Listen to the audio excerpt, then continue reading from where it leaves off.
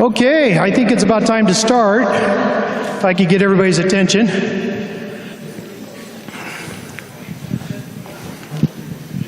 So I know we still have a few people coming in, but we're going to start on time, out of respect for everybody's time here. So my name's Dwayne Kelly. I attend the Cowboy Church, and I help get the doors open with the help of Cyndi, Darland, which I'll introduce in just a moment. Just wanted to thank everybody for coming, and we appreciate that there's a concern out there, and we're hoping to get some answers. But I think what I want to do is open this up in a word of prayer and ask God to bless us in this meeting, and then I'll introduce Cyndi. Let's pray, please. Heavenly Father, Lord, I thank you for a chance to meet with the community here, to try and work through some solutions, to get some answers. And I pray that your wisdom would be here in this room, and that we would remember that we're dealing with people, and that we just want to come up with some answers and try and work out some solutions. Lord, we ask that you bless this meeting, keep us on topic, and thank you, Lord, for your blessings on us. In your name, amen.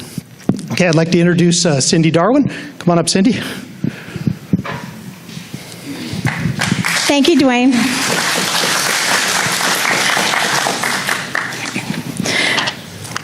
Good evening, everyone.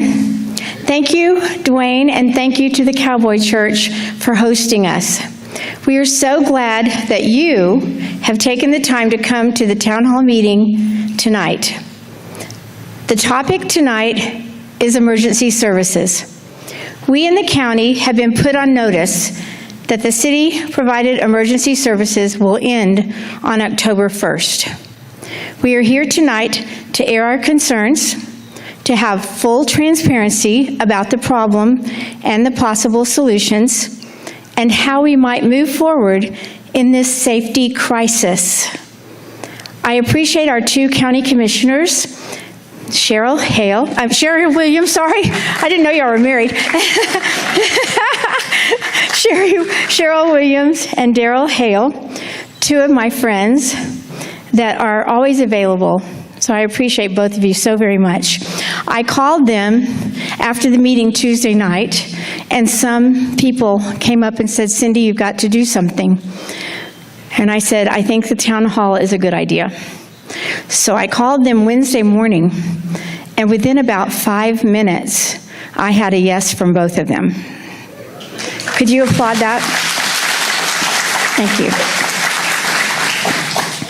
I also appreciate the presence of two city councilwomen here tonight in an unofficial capacity. Carol and David Graves, would you stand? And I don't think Christine Todd has made it here yet. She had another meeting to go to first, but she will be here. They are here because they are concerned, and I appreciate them willing to listen, don't you? I did extend an invitation to Mayor Escobar, and he did agree originally to come as long as I had sheriff deputies present for protection. He subsequently backed out. I also invited the city manager, Mike Mashburn, on Wednesday, and he did decline this afternoon. We will be recording and live streaming the meeting tonight. The first part of the meeting will be our county commissioners giving clarity to the problem and possible solutions. We have passed out cards, and Dwayne and I will have more cards in case you need them, to express your questions, solutions, or comments. Please only put one question per card.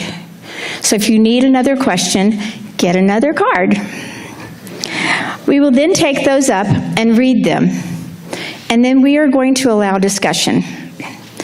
If you want to participate, listen carefully on the topic that was read in the question, not another topic. Then I'm asking you to come up and line up at the microphone and take your turn. You will have 3 minutes to speak, and please keep that 3 minutes in consideration of others. I do have a wonderful timekeeper right down here, Barb. And she will tell you, thank you, clap for Barb. She will tell you when you have 15 seconds left and when time is over. And so please do be polite. I appreciate that so much. Again, we thank all of you for participating in this town hall. Now to get started, I'm going to turn it over to our county commissioners and let them begin. Thank you again for coming.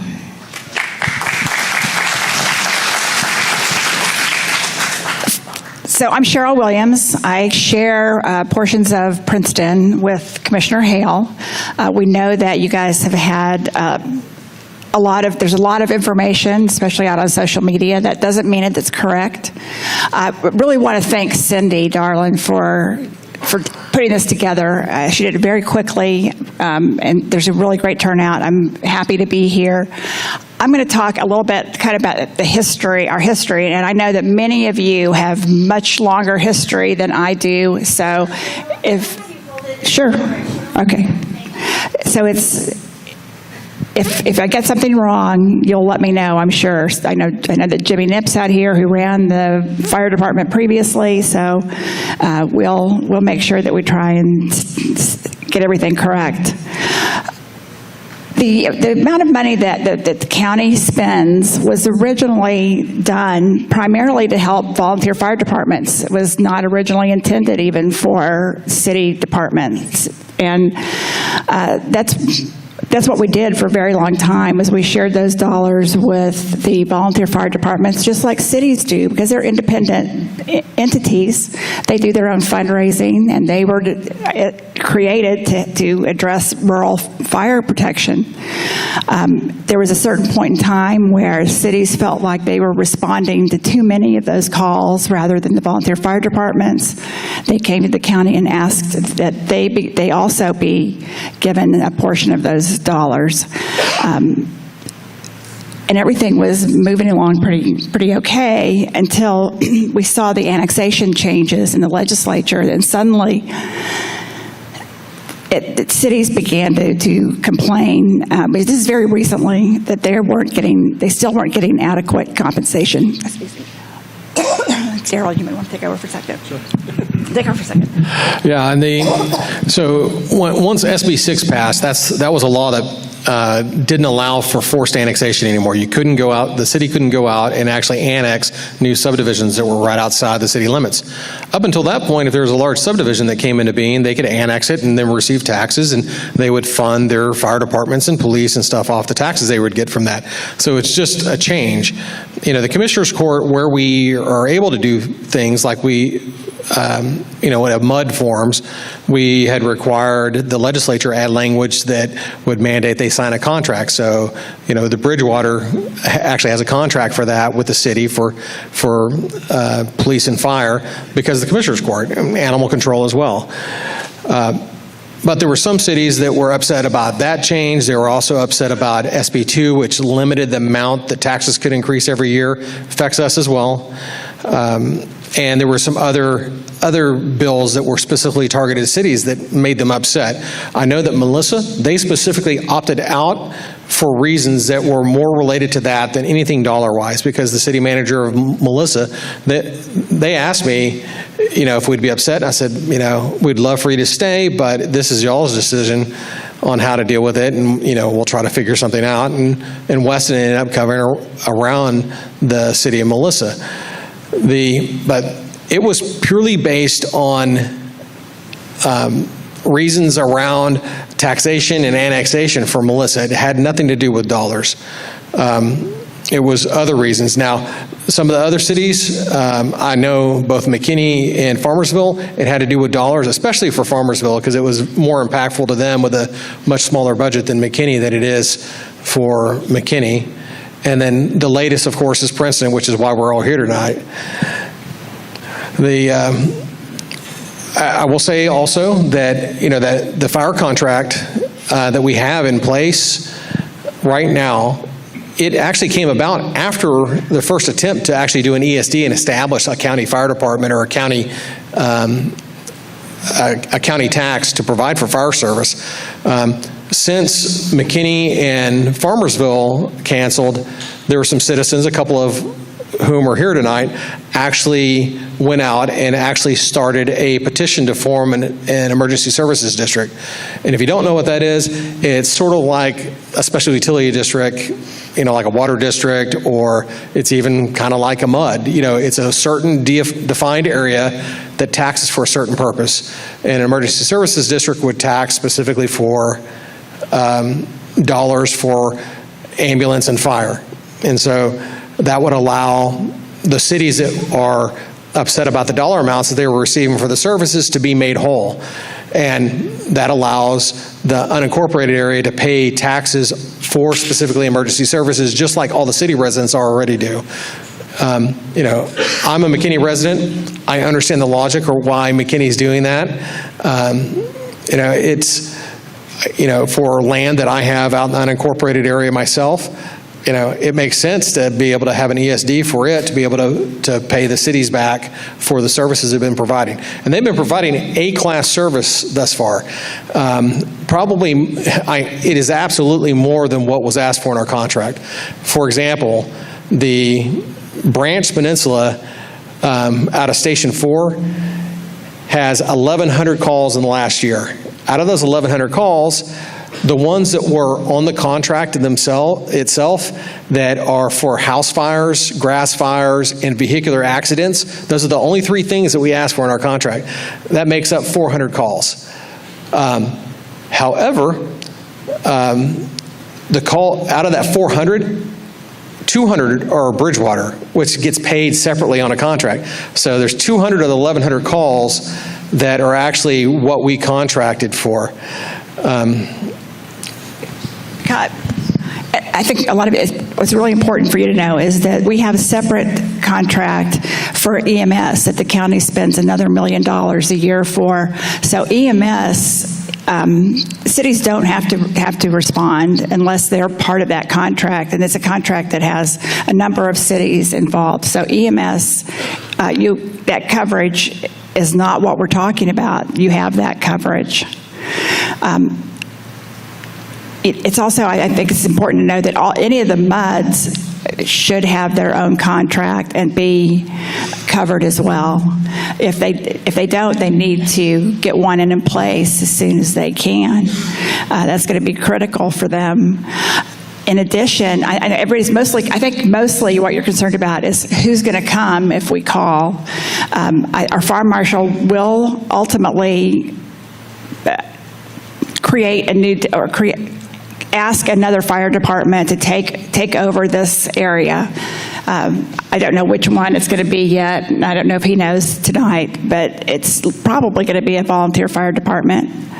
But even if that volunteer fire department needs assistance, they'll continue to get assistance even from Princeton on their mutual aid agreements. So you're not going to go without coverage, and I think that's probably the most important thing for everybody to know tonight. Well, and that's under the condition that the cities maintain their mutual aid agreements, which I'm pretty sure they will, because there's basically state laws that said you're under mutual aid to everybody else that has, a fire department license. If you're a fireman, you're mutual aid to everybody else. And there's even certain grants that they could receive and certain employment that those firemen can receive just for participating as a Texas state fireman. And I can't see that they are not going to respond to a call when called. We're already seeing it in the area around Melissa.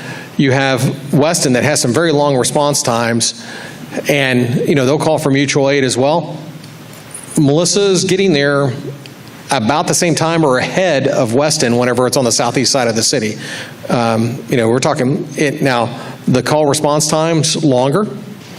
But they still have fire coverage, and they still have EMS services that are coming out. Yeah. The 2 places that you'd be most impacted is response times and potentially your insurance rates. There's no question that you can be impacted in those areas.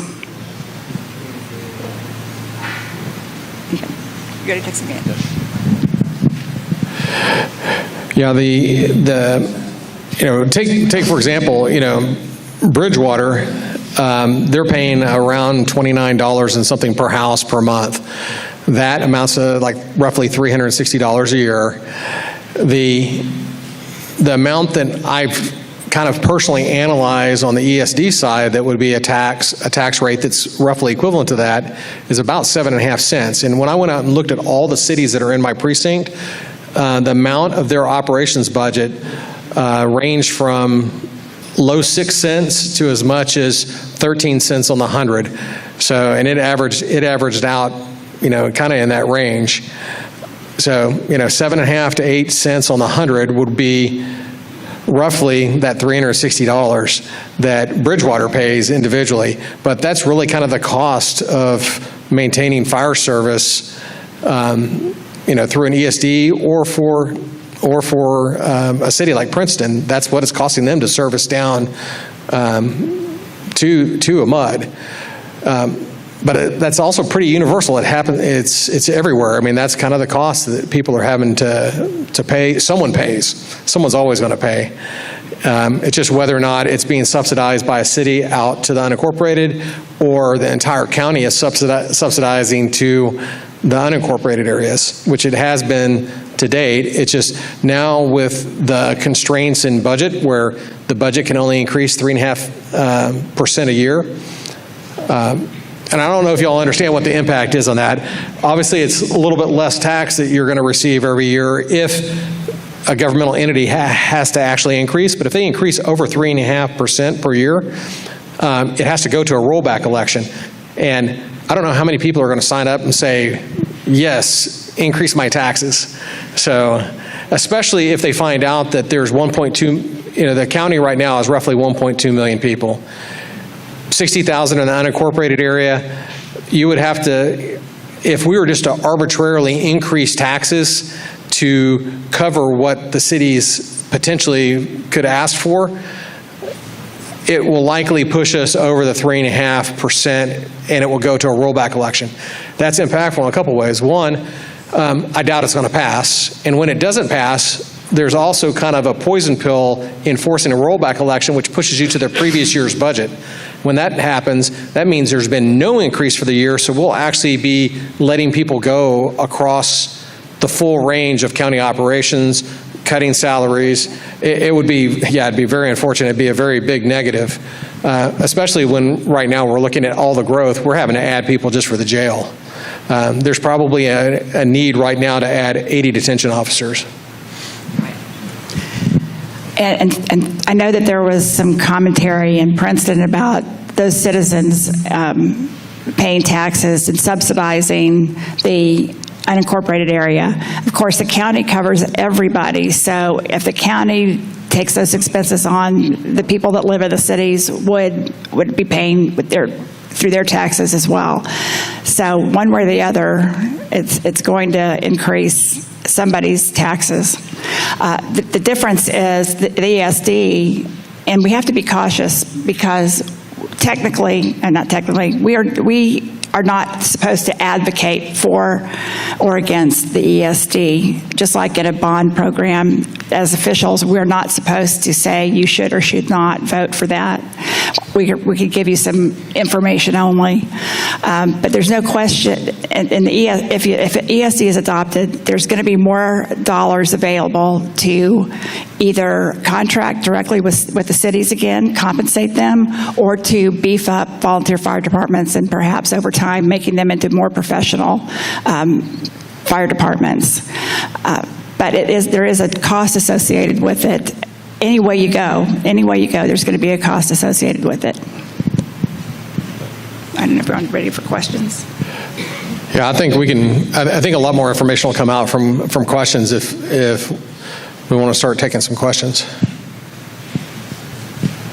If anybody needs a card for a question, would you please raise your hand and Dwayne or I will come by and give you a card. And I have one question for the audience.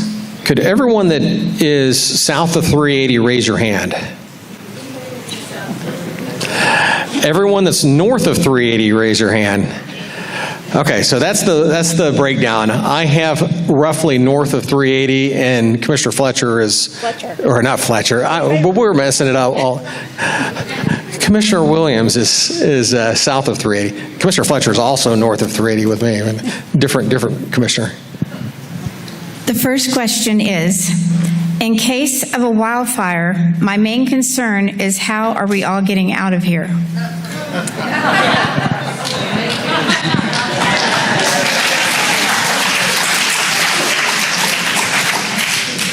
That's a definite concern. There's really only one way in and one way out. Well, three. If you're on the tip at 982, it's pretty difficult to get out.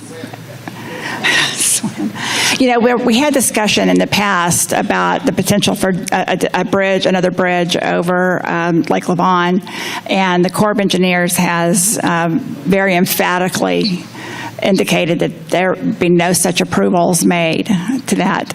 We are working on a number of roadways in the area. Both the City of Princeton is working on those that are within their district. The county we're operating we meet regularly. Every quarter we meet with Princeton to talk about this area. 546 continues to be something that we are diligently working on, and we'll be having some discussions in Commissioner's Court soon about 546, I think, because TxDOT has slowed that project down very dramatically because of a lack of funding. So we're going to be having some conversations about that as well.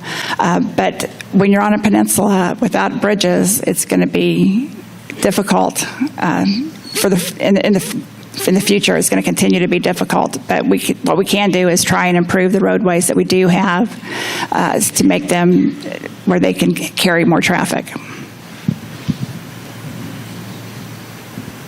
I choose to comment on that. I think if there's a wildfire, I'm going to go jump in the lake. Is there anybody else that wants to comment on that question? I don't see anybody at the microphone, so we'll move on. I do have one question that I want to ask. The Branch Fire Department was taken over by the city. They got all of the land, they got the building, they got all of the equipment, and I feel like they need to give it back to us.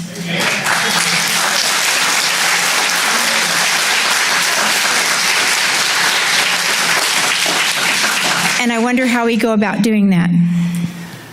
More conversation with the city. The county was not a party to that exchange, but I think we have communicated that certainly if they're not going to cover the area where the fire station is, that the land, the building, the assets should be returned to a volunteer fire department if it's reconstituted. I feel very strongly that that's important for the city to be willing to do that. We have not heard whether they will or they will not. And I watched the meeting this last week, and the mayor had even commented on it that he thought that would be the right thing to do. And I think there was a lot of nods up on the city council that, if the fire department was to be reconstituted, that, they would try to work something out to get the assets back. Are they going to close? Can you come up here, sir? Can you come up here? So everybody can hear your question. Thank you. Is there plans to close the branch station? It's already closed. It's already closed. So their fire protection is coming from the city of Princeton out to Bridgewater? I think it will be closed upon the next budget year is what my guess is. But, the city council person might actually have more. Station number 4. Yeah, station number 4. $4 million to buy the fire department and Sir, can you come up here so you can kind of share? Sorry. You said you wanted to be vocal. Sure. Use the mic. Sure. They got to put the mic in their mouth. How you doing? Mics. I know. Go ahead. Okay. The budget for the fire department right now in Princeton is $2.1 million. They spent $2.4 million last year to buy some fire trucks and to buy the branch fire station. They just put an ad out to hire 15 more firemen, and their budget, the city budget, is ridiculous. It's $68 million, and they bring in $61 million. I mean, the numbers just don't add up. They're not hurting for money. They got 3,000 more houses that they're going to build, or they're under construction already. What are they going to do with the tax money from 3,000 more houses when they only have 1,097 houses now? I don't get it. This is just scare tactic so that they can put us into the city, get us to agree to be annexed. And once we're annexed, where my project is from, taxes will go up 35% once you're annexed. So we don't want to be annexed, and I actually want to get out of the ETJ. So I don't know what the deal is, except it's another government scam. They're wasting money, and then they're saying they don't have enough. Sorry about that. I'll say in the city's defense, in the city council's defense, I can't see the city council approving annexations coming in unless it's very clean and there's going to be, some dollars coming with it, from the developer to be able to provide for it. Because, how else? They already have a moratorium on building on new permitting, and they already have such a massive amount of need right now for additional police and fire. I can't see them, because here's the thing. Whenever you annex somebody, you have 5 years to provide the same level of service that you're providing to the rest of the city. If not, the person that's getting annexed can turn around and get all their tax dollars back that they've paid in. It's a penalty to the city to annex and then not provide service.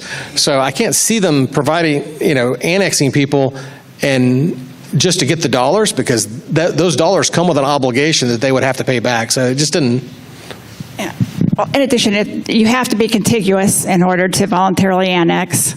If you live in a MUD, it's very unlikely that there would be any kind of annexation, because if a city annexes a MUD, they have to take on all of their debt.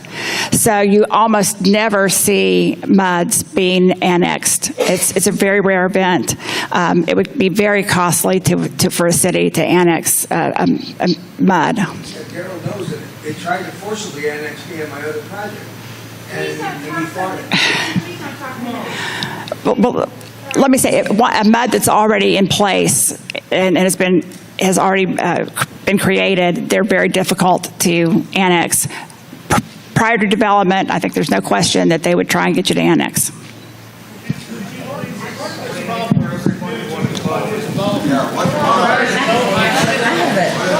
Response that might help him. If you guys want to talk, you have to come up to the mic, and it has to be on the subject.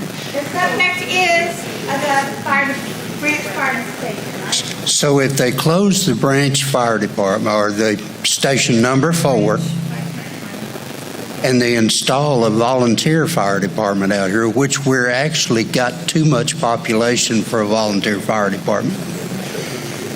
If they do that, they will automatically answer calls within the city's district. Correct? That's right. If Branch has a volunteer fire department there, the city is no longer there. They're the quickest ones. So that The irony of that situation is that if there's a branch fire department that's reconstituted, they would have the contract with the county. They would actually, or the ESD, they would receive the money even if mutual aid's given from Princeton down. So the demand for service is still going to be there. If they're honoring their mutual aid agreements the way they're supposed to, they're going to do work no matter what for free. And they're also increasing their cost by $360,000 to $400,000 a year, because they're losing dispatch and radio that they got through the contract with us, as well as losing the stipend, amount that we're paying into the city. as big a population as we have out here now, I don't think a volunteer fire department will ever work. I mean, that's just...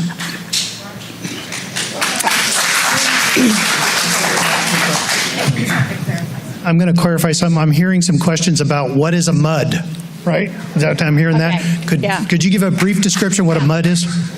Okay, a MUD is a municipal utility district. They are created either by the legislature or at TCEQ. They are independent subdivisions of the state, and they sell bonds for all the infrastructure, and the people that live within that MUD pay taxes to the MUD to repay that infrastructure costs. Where we've seen a proliferation of them since the changes to the annexation laws.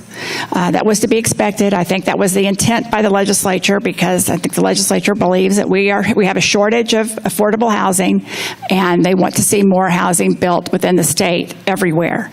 We had not seen this previously very much in North Texas, but has now become the most prevalent way of the development is occurring. So the county does not approve MUDs. The city does not approve a MUD. They are approved, the creation of the MUD is approved at the state level. Most of them now are going through TCEQ because if there's any controversy at the legislature, it's easier to get them through TCEQ. It takes a little longer, but it's an easier pathway to get them done. So that Bridgewater is a large MUD. There's several other. TCEQ. I'm so sorry. That's the Texas Environmental Quality, Texas Commission on Environmental Quality. And so they submit their plans to CEQ, they are reviewed there, and if they are approved there, that there's no regulation of MUDs. Counties, unlike cities, counties don't have zoning. We have no zoning powers. We cannot regulate density. We just have a lot fewer development powers to regulate development than cities do, and that's the other reason why you see a proliferation of MUDs out in the county, because there's just a lot less regulation. First of all, Commissioner Hale is my commissioner, so I appreciate that he came today to represent the few of us that are from the north. I live near Climax at this time, but I just wanted to touch on the comment that the gentleman made about the city should have enough money to pay for this stuff. I'm in agreement that they should have enough money, but the city of Princeton has had development agreements with a lot of these big developers that have been here for the last several years, and in some of those contracts they have made agreements to take a reduced amount of taxes from those developments for the next 30 years. So like they have a 30-year agreement. I believe the one with the lagoon says that for the next 30 years, they're going to get about half of the tax money that comes in from that, and the other half will go back to the developer to pay for the roads and things that were in the city. Yeah. To add to that, if you look at the fact that the population has grown so much inside Princeton, essentially the city has created a whole new city over the last couple of years in terms of population. If you look at the tax rate of what it takes to do that, it's almost like the Bridgewater MUD has sprung up out of nowhere. The tax rate on that MUD is going to be roughly $1 on the 100.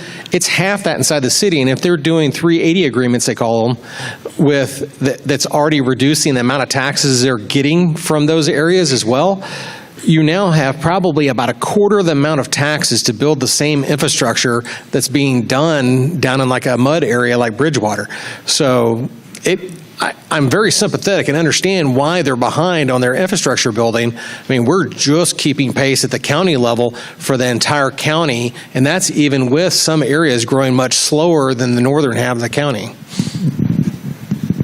I think that you see a lot of the development agreements probably occur because they were outside the city limits, and the city, I'm assuming, speculation, that they would prefer to have had them come into the city and get some tax dollars rather than have them develop as MUDs and get zero tax dollars. But that's... If they didn't make the agreement, the city would get zero. Well, we would get our typical county tax rate, yes. Hi, my name is Olivia Smith. I live in Ranger Crossing, which is kind of across the street from Bridgewater. So first, I would like to say that this conversation would be a lot easier if our mayor didn't chicken out tonight. And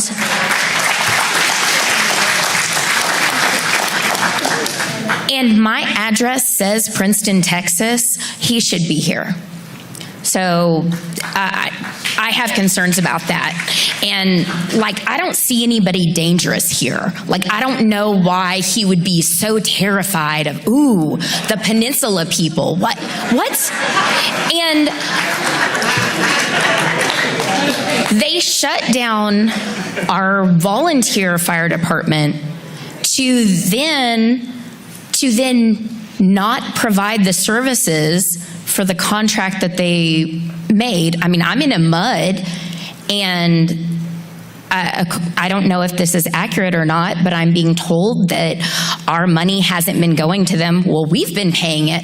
Where's it going? The MUDs, every MUD that exists actually has an elected board, so they're basically your city council people. So if there's things happening with dollars you're paying on taxes, you have to get with your board, because there's an actual elected board of every MUD that functions just like a city council does. So they have the fiduciary responsibility to be handling your tax dollars effectively, and if they don't do the things they're supposed to do, they need to be held accountable by you. If your MUD is relatively new and you don't have enough homes built or enough homeowners yet, the board will continue to be the developer. There will be a point which that transitions to people that live within the development. But if it's a very new development, then it may still be the developer. Oh, hi everybody. I'm just going to throw this little question out.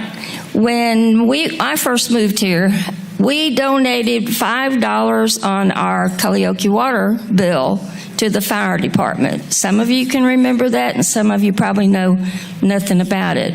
But we had no problem donating that $5 to our fire department. It was a volunteer at that time, and that's all. That just goes to the kind of history of volunteer fire departments and how they were typically used in rural areas, and they are independent entities, and they fundraise. Sometimes their cities provided some assistance, and counties from time to time provided assistance. But counties we don't have fire departments. It's not something that, unlike cities, we don't typically find counties in the fire business. So I live in Tillage Farms. It's in a mud area down the street from Bridgewater.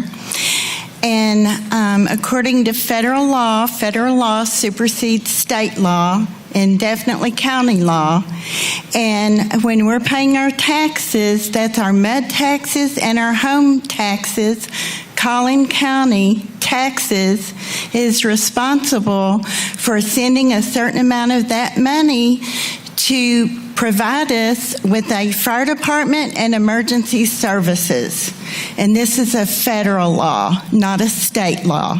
So I'm really upset because, this is our lives. These are our homes. And y'all are telling us that you're going to shut down the voluntary fire department because they're not getting paid.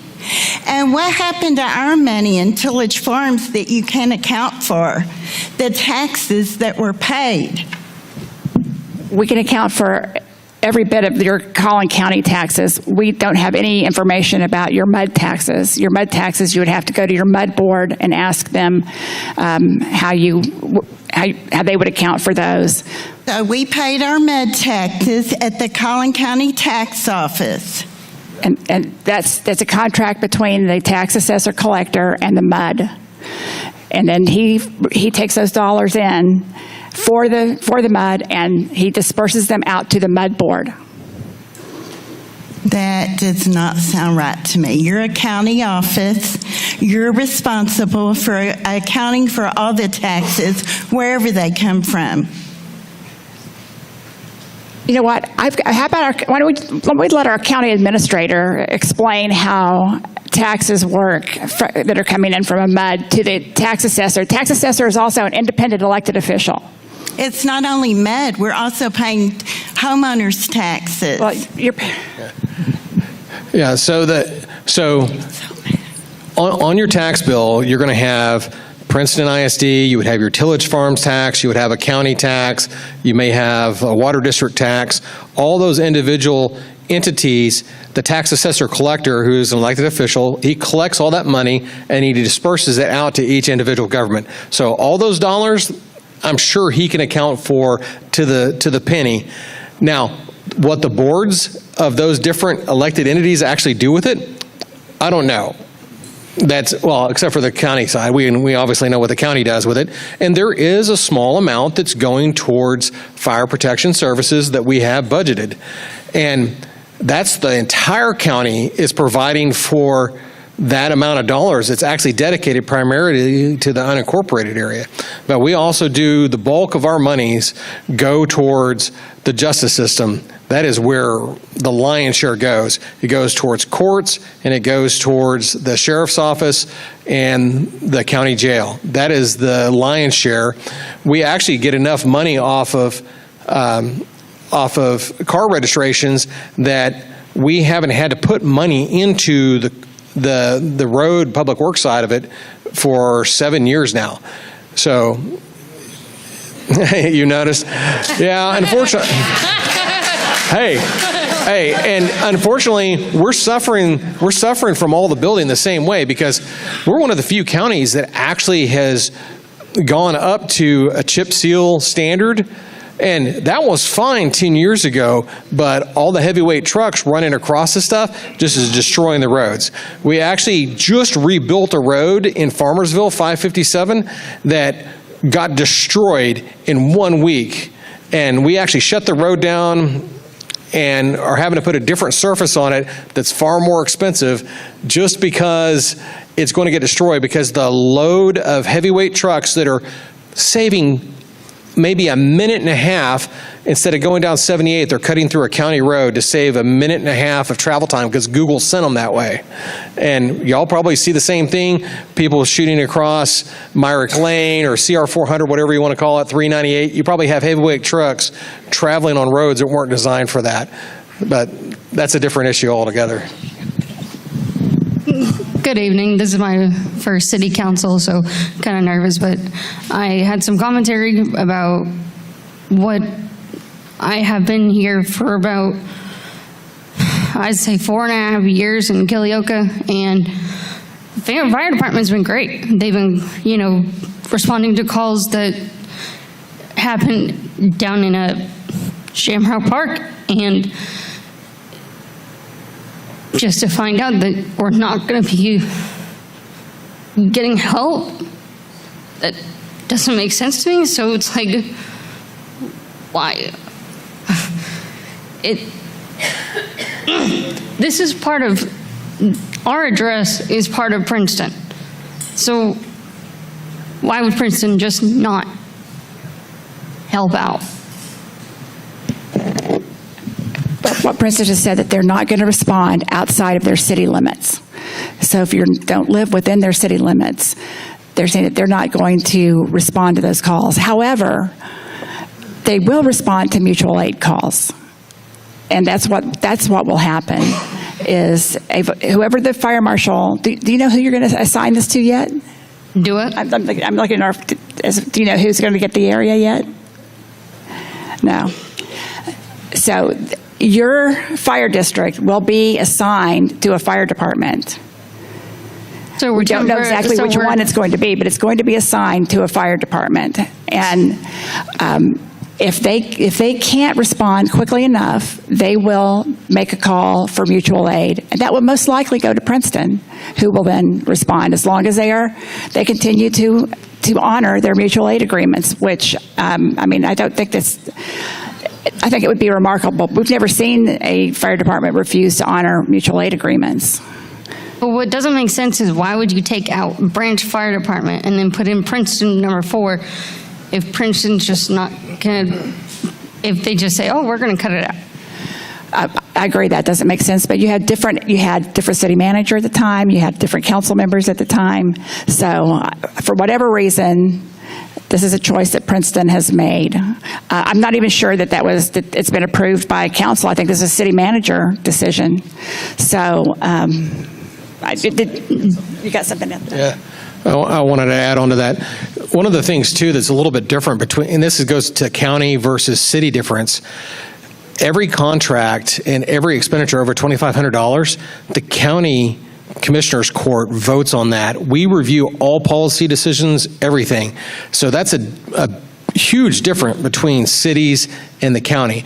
You probably see us or hear from us more on policy issues and expenses and dollars and cents things more than individual city council people. Usually it's the city manager, because the city council empowers the city manager more than we can empower Mr. Kim to actually do stuff for us, because we have a constitutional responsibility to do certain things.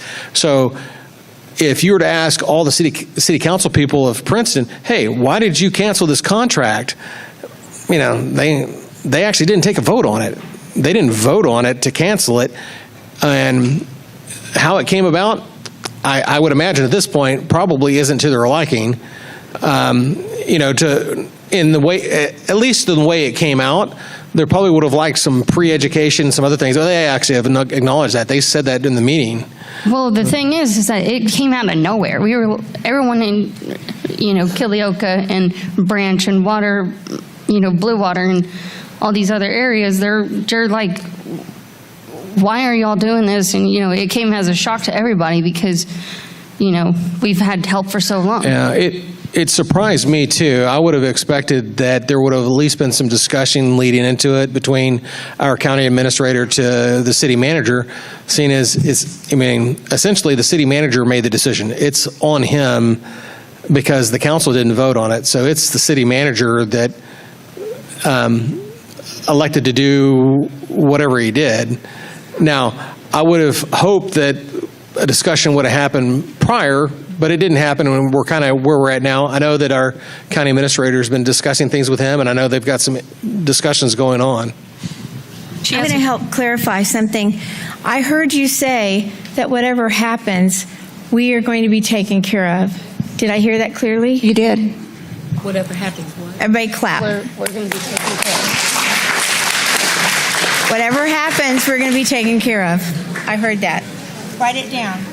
Now, is this only going to be temporary? Because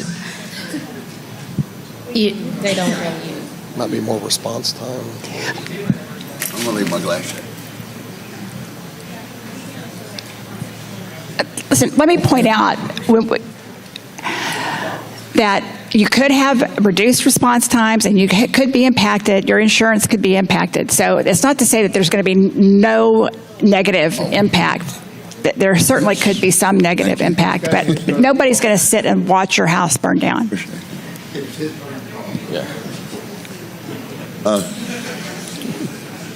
Yeah, I'm going to respect her and let her go first.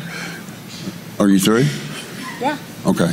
My name's Jerry Maimoni, and I live on 438 in Princeton, Texas. At least that's the address on my mail, on our mail and everything.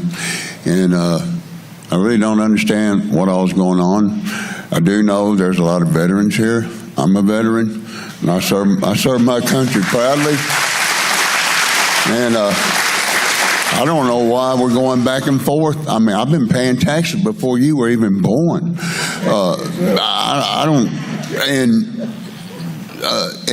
I fought so that y'all can sit up there. I fought so people could sit up there in town and make some decent decisions, okay? But my question right now, and thanks for all your service, everybody, is who do we call for fire now? Who do we call for an ambulance? Who do we call for a vehicle collision? 911, what do we do? What's up? Y'all got an answer for that one? 911. Okay, and where will it go to? I don't think, well, right now it's still going to go to Princeton until October. Okay. All right. So you don't really know just 911, It hasn't which been, goes. there will be a fire department that's assigned to this area. The fire Okay. marshal will make that assignment. But I do know that when you go back to up there where y'all sit down and decide what to do, you got a lot of veterans here. We died, we served our country. Most men didn't even come back so that we could have reasonable decisions made. And we need your help. You know what I mean? Absolutely, and we understand that. All right. And I appreciate that as well. I'm a veteran, so I appreciate your fellow service. And this is important to me because it affects everybody in this room, no matter where you live. Because if you travel outside of Princeton city limits proper as a Princeton citizen, that is an official city-dwelling Princeton citizen, and you're traveling on a road to get to McKinney or Plano or anywhere else, and you're driving through an unincorporated area, are you now not going to get service if you have a car accident? I mean, this is safety for everybody everywhere in the county, because there's people that live inside the city of Princeton that could have car accidents outside the city. And I mean, there's a high likelihood that can happen, when you're, because 380 is what it is. 546 is what it is. We pay Princeton taxes right there, so why wouldn't they sit there? I got a Princeton address, even though I'm in Culleoka, so why you sitting there saying we're not going to sit there and get help? Yeah, I mean, you will get assistance, but the response time could suffer. And we've already seen it in the Weston area. For Weston to respond on the southeast side of Melissa, it's 30 to 40 minutes. Yeah, so I mean, I sure see them back up sheriff's department when they come out here. Yeah. So, my name is Amisha Neal. I actually live in the city. So, what I am going to say is, as everyone here is coming up saying, and first of all, let me address Cyndi, when you said the mayor wanted, he's actually in a CDC meeting because we are asking for an audit. We got the audit. Thank you, Christina. So they're actually voting on it. So he's not afraid to show up, but when you want official business and when you want answers, you go to the city that you want it out of. Next, it's not agreed, because if he did, he would be here. What I will tell you, again, you need to not do that. Also, we pay city and county taxes as well. We pay school taxes. We pay all of these taxes as a citizen of Princeton. The people outside are not paying the Princeton taxes. Hold on, because I let you talk. Hold on, you can come later. I want to know how long you've lived here. I've lived here 10 years. I've been here for 59 years. Okay, have you paid Princeton taxes? Okay, and I don't? And I don't? And say you. What I am saying to you, we pay city taxes that pays for our fire department. We are asking for the county, not y'all, because we all pay county taxes. We're asking for them to figure it out, to make sure Princeton is still coming out here and helping everybody. It's frustrating to see and hear all of this go on constantly when we live in a county that is the second richest in Texas. You can make this work. Figure it out. And all of y'all working together instead of pushing the blame. And this is another thing that I've heard. Since you've been up here, you spoke on behalf of Princeton instead of speaking on behalf of the county, which is who these people actually pay. Figure it out for them and do the right thing.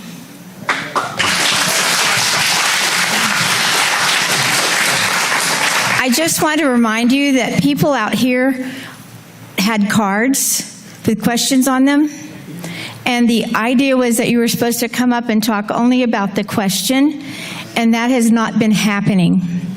So I'm going to ask anybody in this line that's not talking about the Branch Fire Department to please sit down right now. Thank you. My name's Stuart Moody. I sat there and moved here in 1988. I sat there and bought my house. It was built in 1982 from Roy Dale Rogers right there. I live right before Ticky Creek. And man, y'all are like filibusters. Y'all sit there and shut everybody down. But you know, I'll sit there and pay Princeton taxes. My kids went through Princeton. Y'all sit there and say you're going to shortchange emergency care. And every time the Sheriff's Department comes out here, Princeton comes right behind them. You got all these new houses that are being built. We have our power turned off all the time because y'all are installing water or you're sitting there doing power. We're like 3 or 4 hours without in the summertime because all of these new houses, fastest growing city in Texas right there, and y'all sit there, and because y'all are sitting there trying to make too much money, and now y'all are overextended because there's no roads. Yeah, all the roads we pay for on our county taxes and everything else. You don't pay them. We pay them right there. And then they shut the roads down. And then we can't even sit there and get to work and back because, because of all these thousands and thousands of houses. And you have all those ones that's right over there at Goat Road and stuff coming around. Huh? I don't think you're talking about I'm sitting there talking about Culleoka right there. Why we don't need to annex to Bruce Beecham would be embarrassed about y'all. Okay, well, there you go. Because y'all don't want to sit there and hear the fact that, you know, y'all are sitting there trying to annex us in the Princeton. Bless his heart, he's angry. My name is Jackie Payne. I live on 546, and somebody needs to pat me on the back because I'm not dead yet.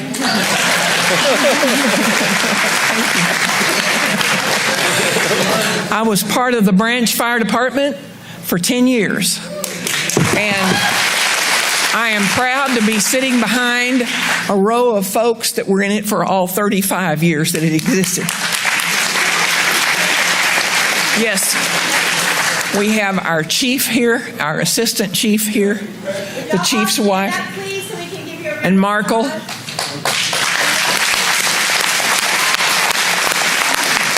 Russell, Chris. When we gave up the Branch Fire Department, it was not an easy decision. It was not something that everybody said, oh, well, let's hurry up and give it to Princeton. No, that was not it at all. We loved our fire department, and we were very good. I would put our firemen that were trained firemen up against anybody, anywhere, anytime. And the sad thing is that a great many of our people that were our firemen have gone on to other fire departments. My own son works for Louisville. And anyway, long story short, is that it was not an easy decision. And with all of the growth, it was not feasible. We were making so many calls a year that, and stop and think about this for just a minute, in today's traffic, okay? We came for the calls, they came from all over the area. Honey, you can't get there from here now. You cannot get there. You cannot get to the fire department on time. You can't get there to make a medical call. You can't get there to make a fire call because of the traffic. It's not feasible. And so it was not, and when all of these big developments started coming in, they needed more fire protection than we could give. And we were getting older, and it just became something that the head people of that department prayed about and grieved about, but that's what it was.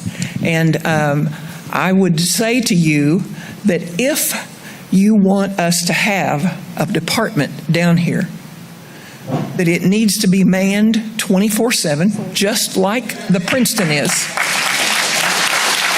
Somebody needs to be paid to be there because you can't get there on time. And so the county needs to know how important it is to have somebody at that station 24/7. Thank you.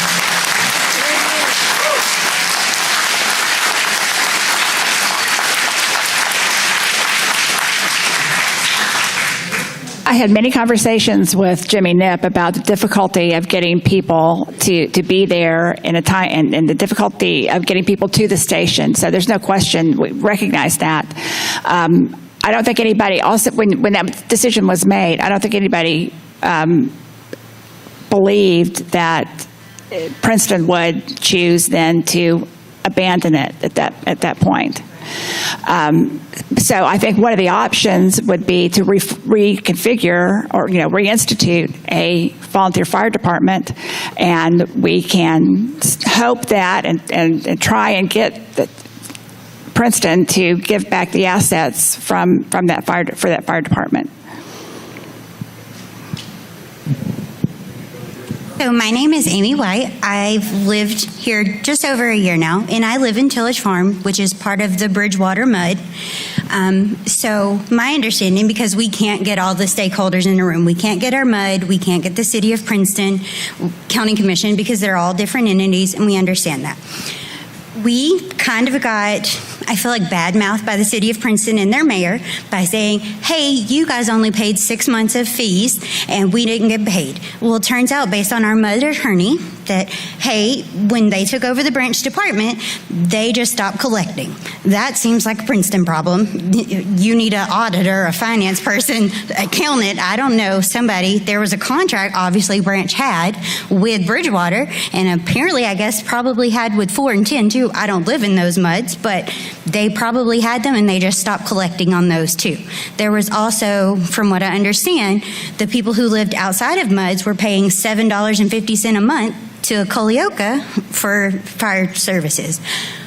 Where is that? So we're wanting to, we know Branch isn't, we're not in an area that a volunteer fire department makes sense anymore.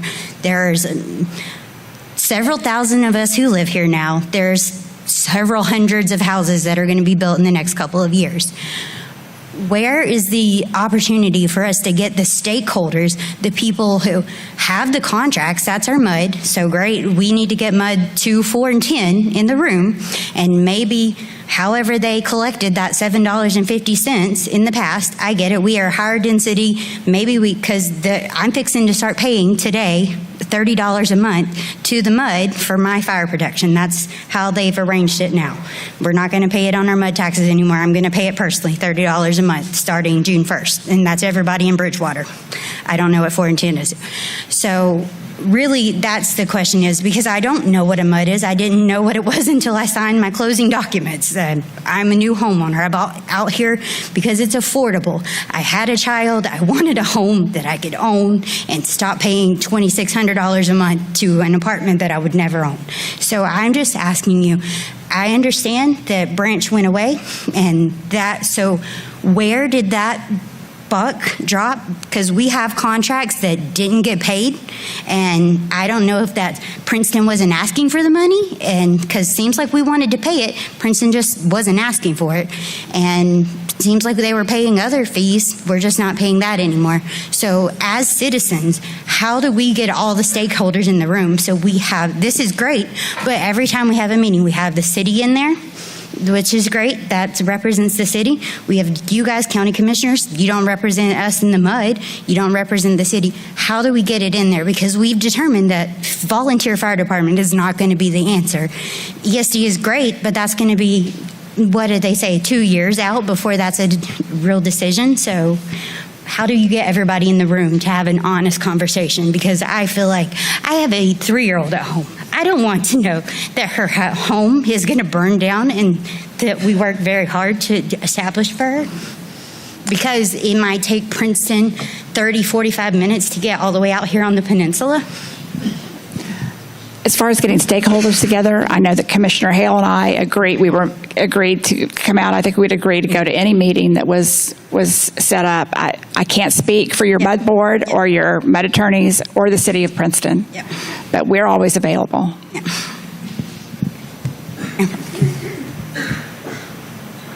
All right. I live on the north side, but I got a question on the branch. After watching the City Hall meeting over in Princeton last week, I heard the fire chief explain that for the last few years he saw the shortages on funding with the contracts across the county and that they knew that they were going to have to back out at some point.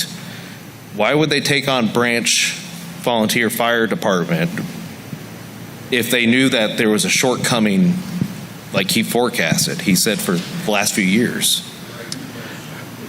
I'm not sure. He's also a new fire chief too, so he's new in charge. He said a few years they had a shortcoming coming from all and here's the thing.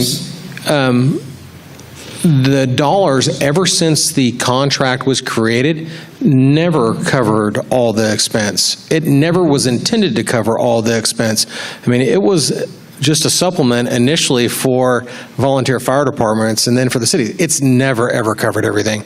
And that's just because counties don't do fire departments unless most of the counties that actually have a fire department have an emergency services district set up. Actually, most of them have 2 emergency services districts set up that are stacked on top of each other, one for fire and one for ambulance, and they typically divide the services between those 2.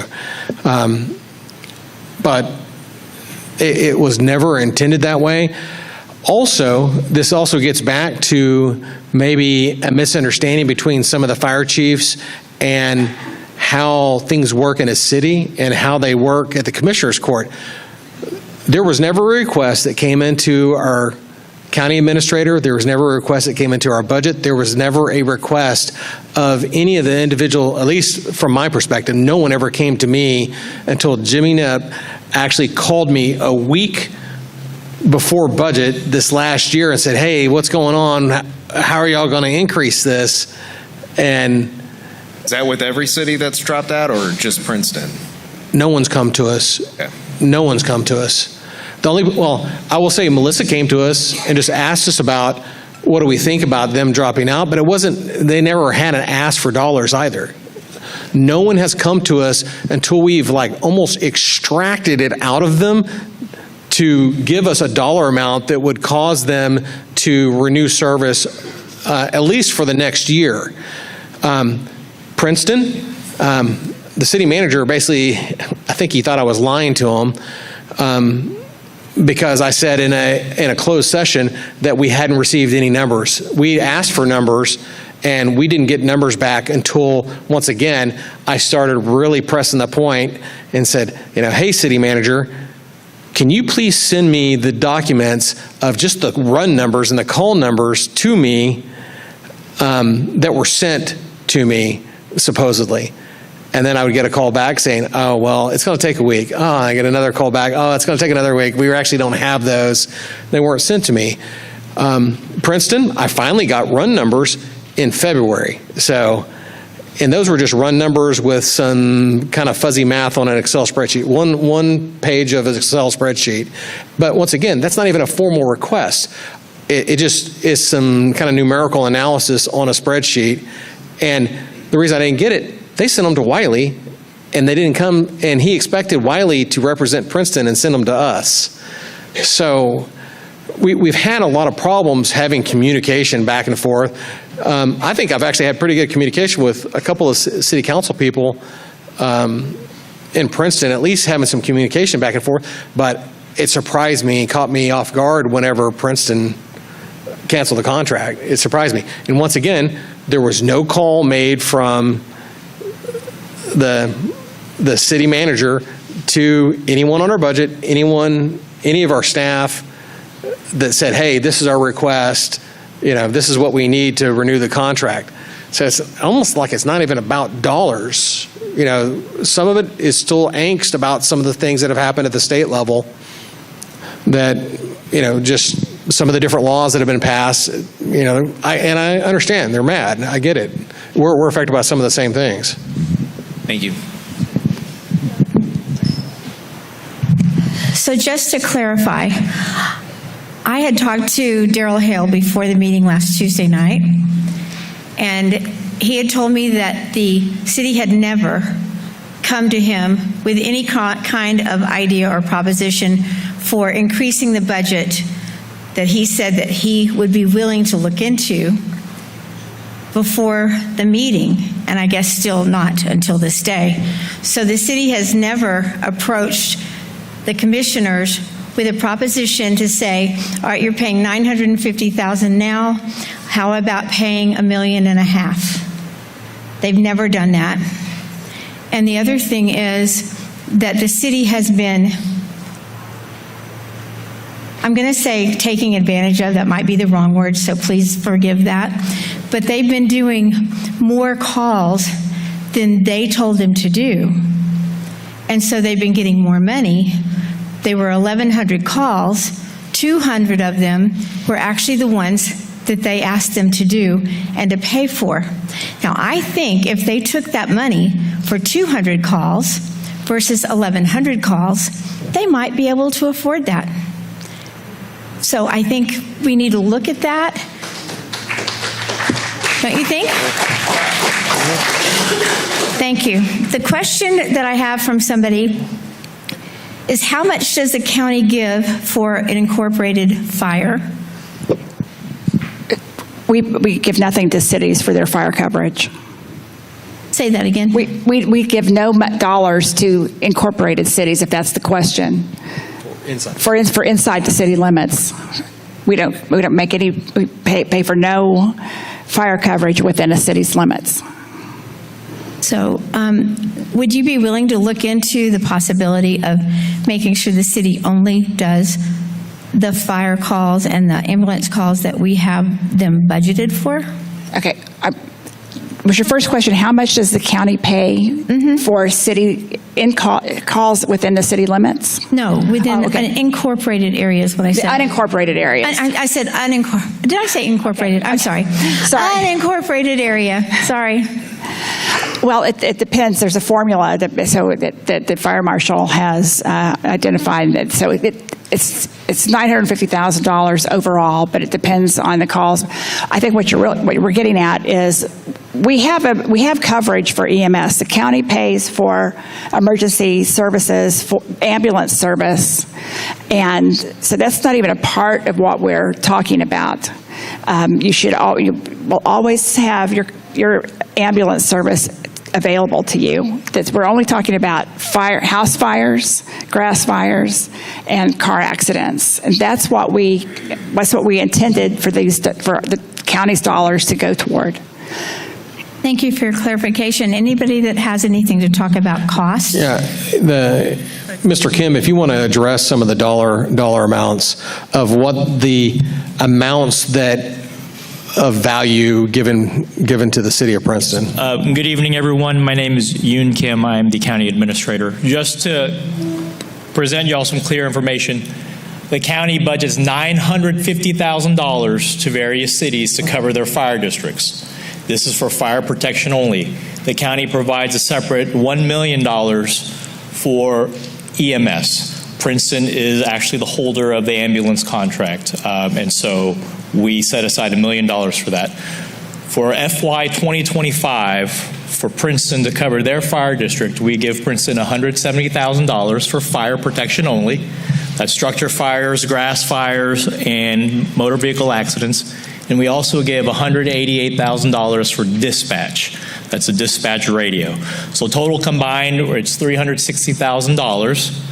Within the limits, city limits? That is not within, that is to cover the unincorporated area that's covered by, so if you think of the city of Princeton right here, if you look at the county as a square, each city has a sphere that is their fire district. And so Princeton's fire district covers their ETJ and parts of the unincorporated. And Fire Marshal Browning creates that map, and every city has a little area. And we pay you to cover that area. So the county, obviously, we try to pay as much as we can. We pay the city of Princeton to cover that fire district, and then the city also pays the fire department to cover it as well. So $170,000 plus the $188,000 in dispatch, and then ambulance contract is separate. The fire chief in the city council presentation talked about, well, their cost per run, the city's cost per run is $130 per run. But our contract with the city specifically says we want you to cover structure fires and motor vehicle accidents. And so I think roughly, would that be less than 400 actual calls? So it's less than 400 calls.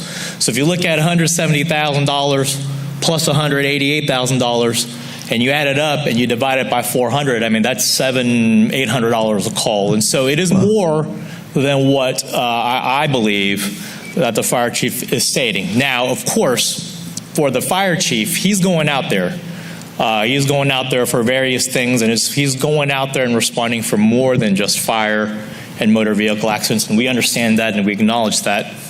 But our contract is specifically for fire protection only, grass fires, structure fires, and motor vehicle accidents. Thank you. Thank you. And I'll say that half of his 400 number is covered by the Bridgewater contract, so it's actually even 200. And also, Fire Marshal Browning told me before the meeting that next year's anticipated value of the radio service is going to be in the $240,000 range next year.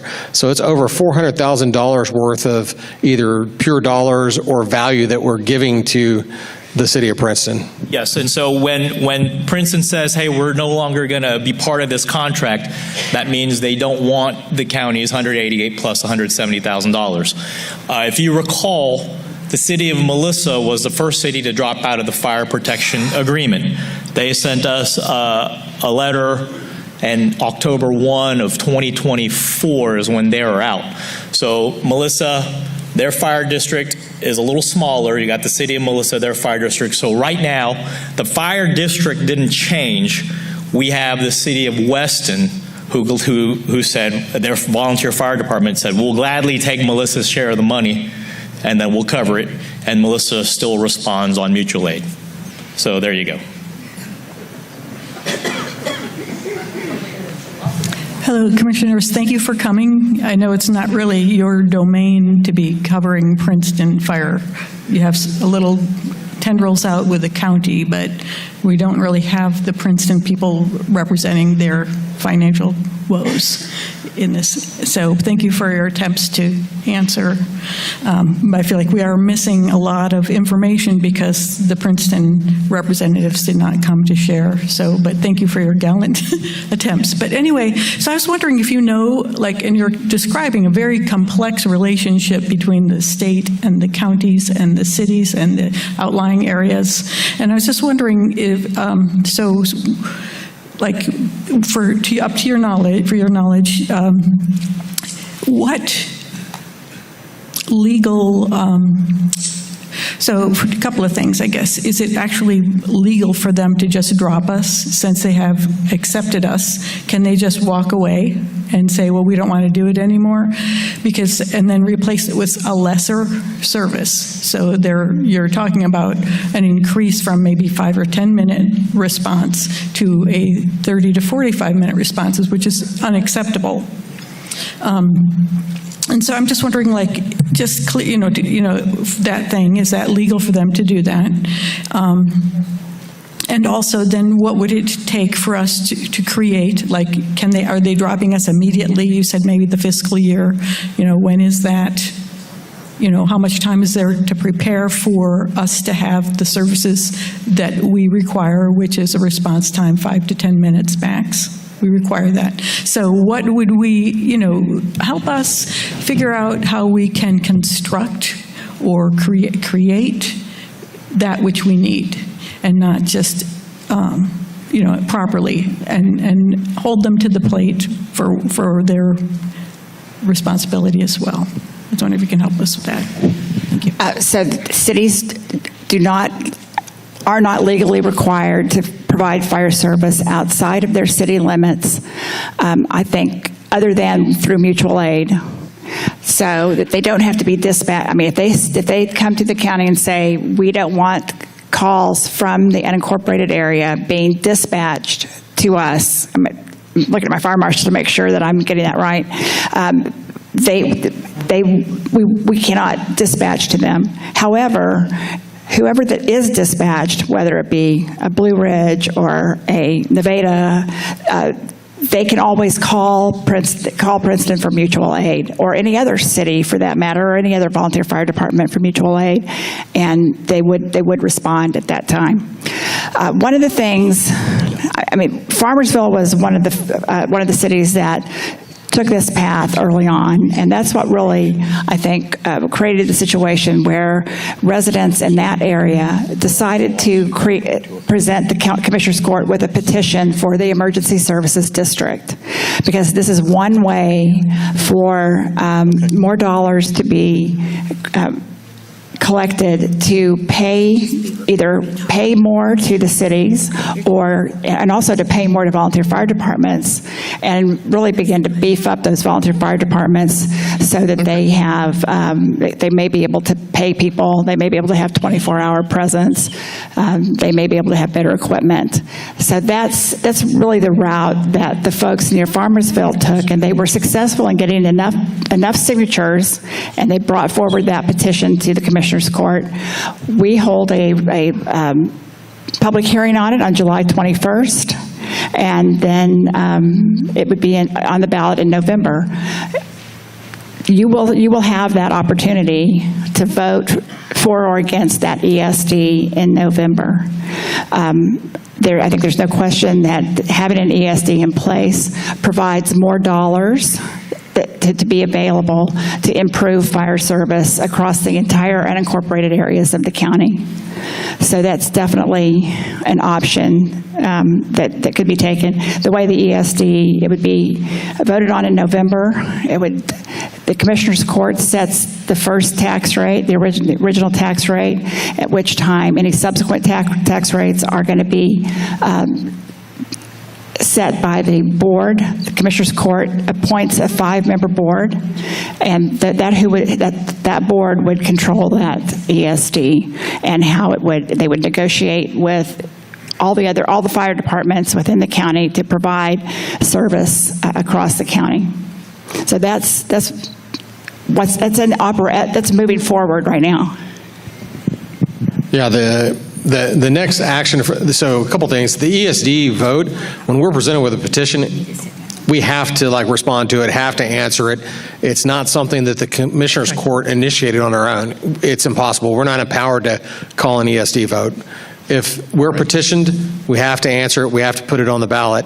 The next action is going to be the 28th of July. 28th of July now, there was one commissioner that couldn't be there on the 21st, so we shifted it a week. So there'll be a public hearing that will actually set the limits. Whenever that actually gets voted on in November, it also matters on the different ETJs too, because if a particular ETJ around a city votes it down, then that ETJ would actually get excluded from the ESD individually. Now, keep in mind, the ESD the ETJ around a city only makes up a very small percentage of their fire district typically.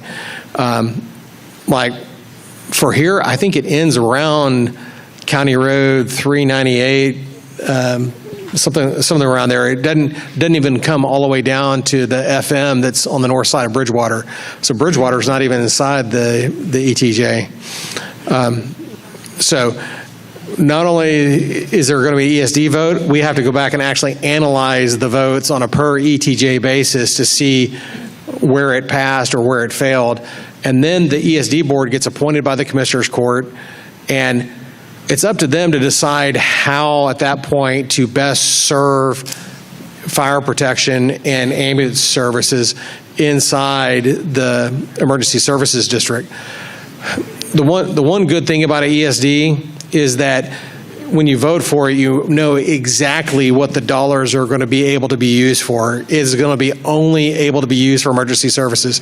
It's different than having a tax inside a city or a county where you're not really sure what the money is going to be used for. So at least there's some assurance that it's going to be put towards the thing that's literally on the ballot. I guess my question is, why is there never any talk about cutting costs? Every time government says they're going to raise spending and increase what they're going to spend, they have to take it from the people.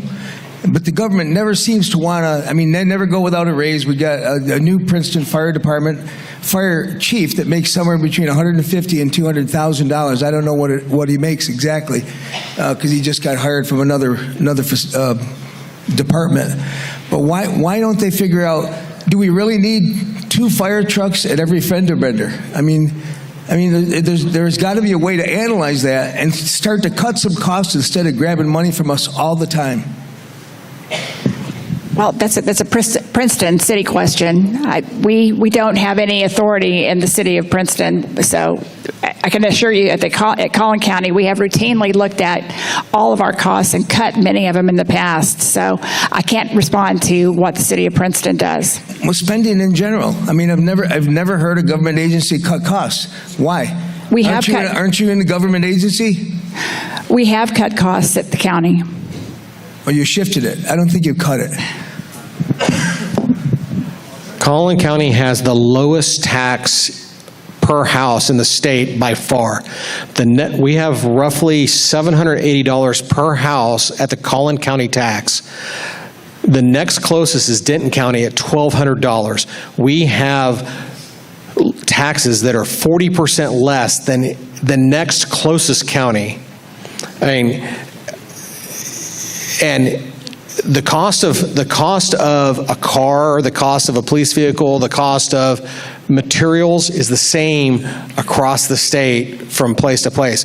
We run very efficiently. We probably have half the amount of courts on a per case basis anywhere else. So from that perspective, I know that we can defend the tax dollars that we spend are used very, very efficiently. We've actually been accused of not spending enough. And even here, y'all want us to spend more money on fire service, which is not something that counties typically do. And I get that. You want to have an easy solution to it. If we were to summarily just raise taxes to pay for fire department services, it will get voted down by all the rest of the county citizens when it goes to rollback election. Because the way that a rollback election states, it says vote yes or no for a tax increase. It is mandated by the state to read a certain way, and that's effectively how it reads. And I would guarantee that it would get voted down. It'd probably be 80-20. I think it's important to note that we're not just talking about Princeton. Every city would want to have more dollars provided to them. So if you look at every city that we currently give a supplement to, was never intended to cover their costs, just a supplement.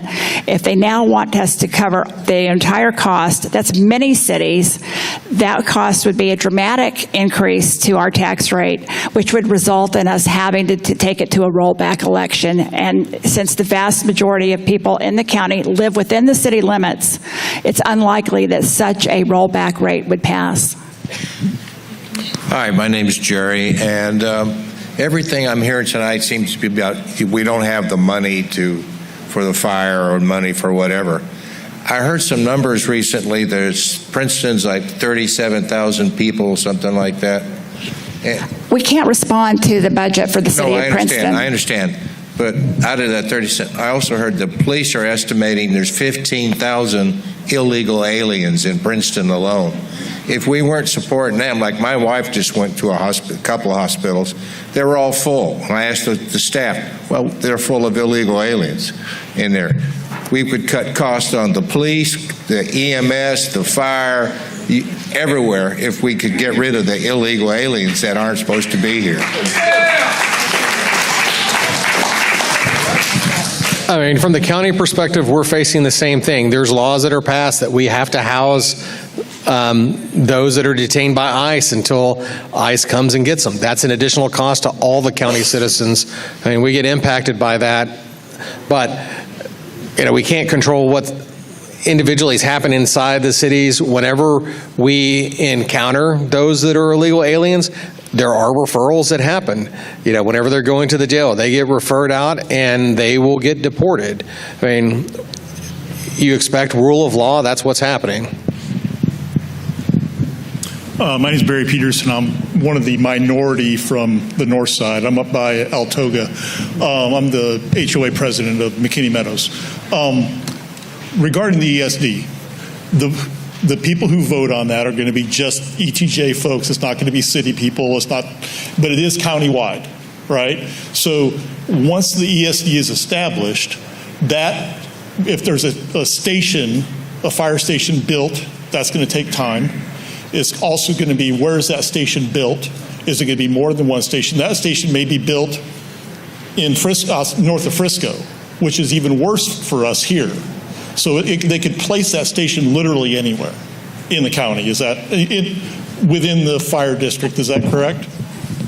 That would be correct. However, I think the intent, the immediate intent of an ESD would simply to increase the payments that are going to all of the fire departments that are responding now, whether it be Princeton, Wiley, McKinney, the volunteer fire department. The intent is not to create a new fire department. I think over time you might see that happen, but the immediate effect of an ESD would be to pay those fire departments that are responding closer to their costs, if not cover their costs. It's just important to understand that, how this all works.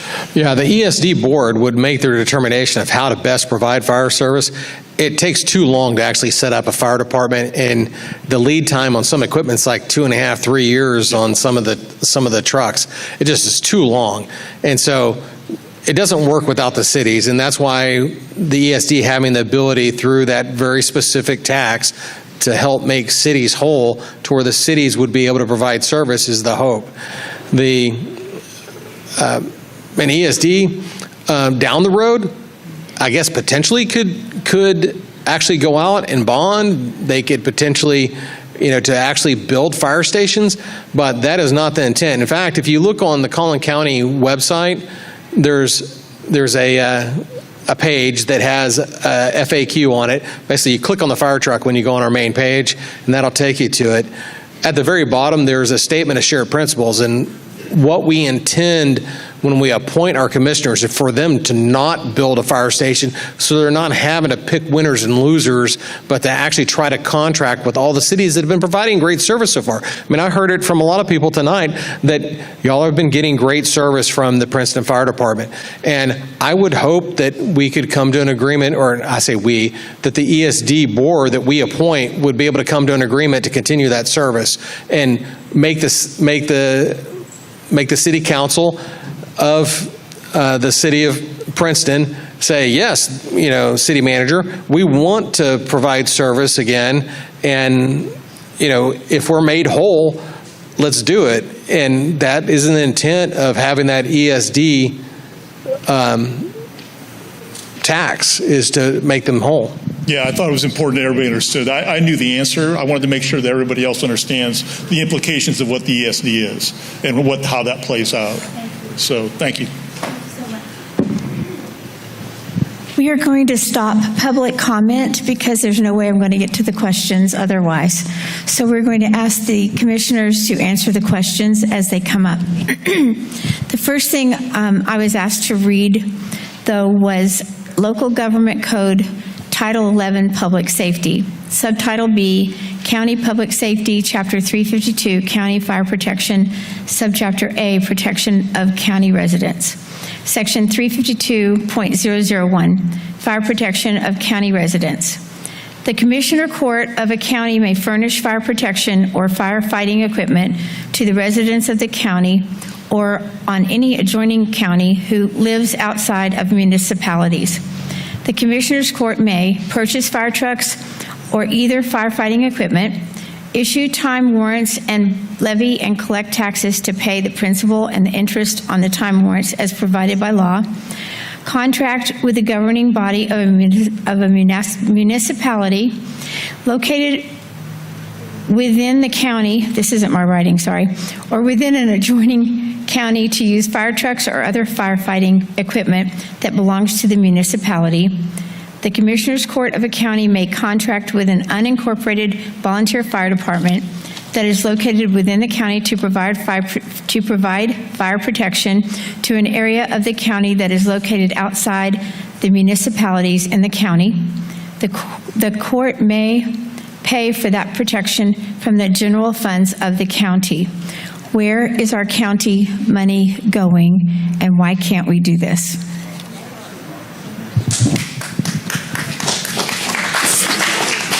So your county taxes primarily go to the justice system. We go to the courts, they go to the clerks, it goes to the sheriff, it just goes to the jail, it goes to, and then also to roads and to public health. I think the most important word in what you just read was may. It is not a shall. So counties are not required to provide fire service.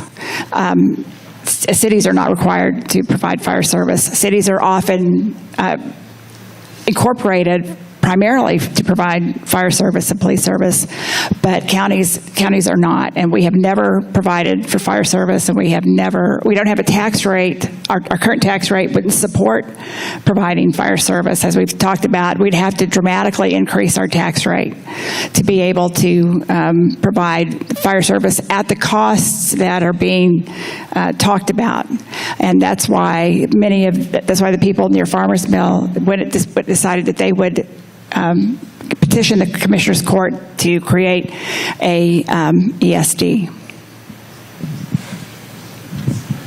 Yeah, just talking about the tax rate just a little bit. So the county tax rate is roughly 15 cents on the 100.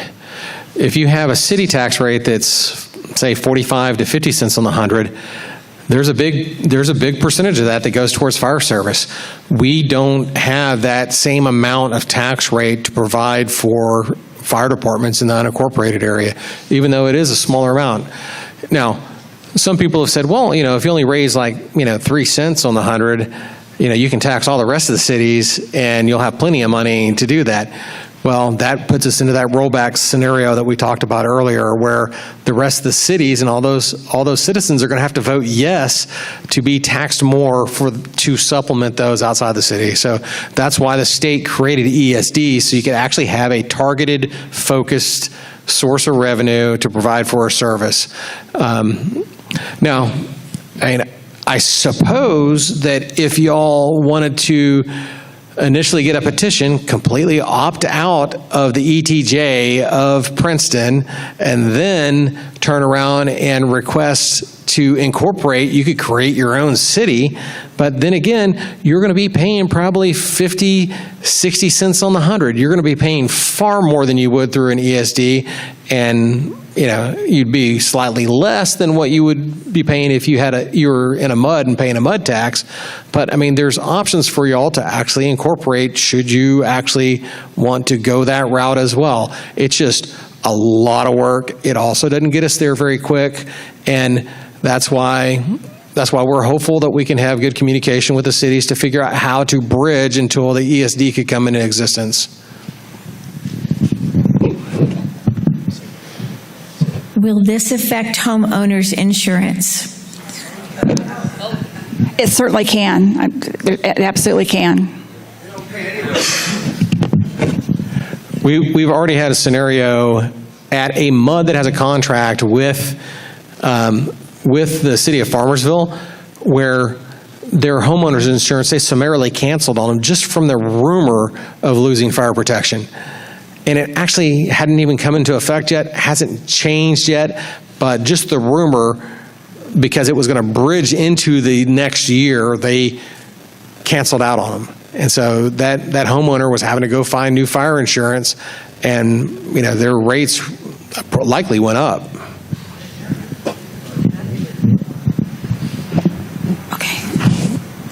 Are ESDs or a volunteer fire department the only two options, and would we be allowed to say no to an ESD? Read the last part of that. would we be allowed to say no to an ESD? And then I want to also make sure that they know when the vote would be if we voted for that.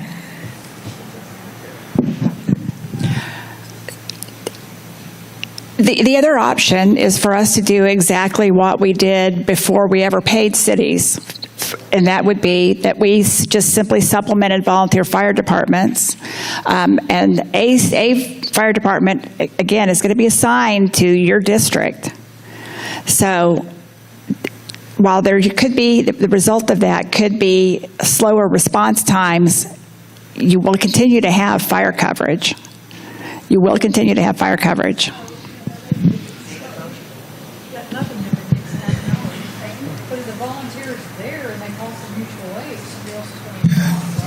Correct. If the volunteer can't get there and they call for mutual aid, somebody will respond. Commissioners, I appreciate you sitting here to take these questions.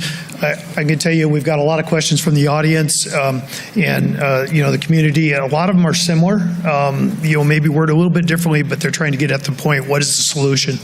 I'm gonna kind of read a three-part question to you here, and please, both of you, give us input. We're really just looking for what is the solution. We know there's a problem, and we're frustrated with that, but we expect that you guys are going to figure out a solution. And one thing is we all feel that we've been paying taxes all along, and we had a implied service that when we moved here that we would have fire protection, and now it's being taken away. So we're looking to you guys to solve this. So I'm going to just kind of read this three-part question, and you can answer that. So how much would an increase in taxes be to fund the services needed? What is the interim plan? And why has the county not provided an increase to the city as growth has increased since 2015 with hundreds of more residents? We see a lot of roofs here, and a lot of taxes are still going and increasing the budget or the income for the county. And can the county not increase fire protection operating budget without establishing an ESD? Thanks. The county cannot create an ESD on its own. It has to be a petition from the public. And we only recently, January? In January, we received a petition, but we do not have the authority to create an ESD on our own. It has to come from the public. The amount of money that the Commissioner's Court has designated for fire protection was never intended to be, and I think all of the fire departments were aware that it was intended to be a supplement to them. It was not intended to cover their costs. We've never intended to cover their costs. And again, it was originally intended just for volunteer fire departments who had to raise their own money and didn't have taxing ability. And we later provided some of those dollars to the cities because they felt like they were having to respond to too many calls. If they chose to go out to not provide those service to those calls, then those dollars will be shifted to a different fire department who is willing to respond.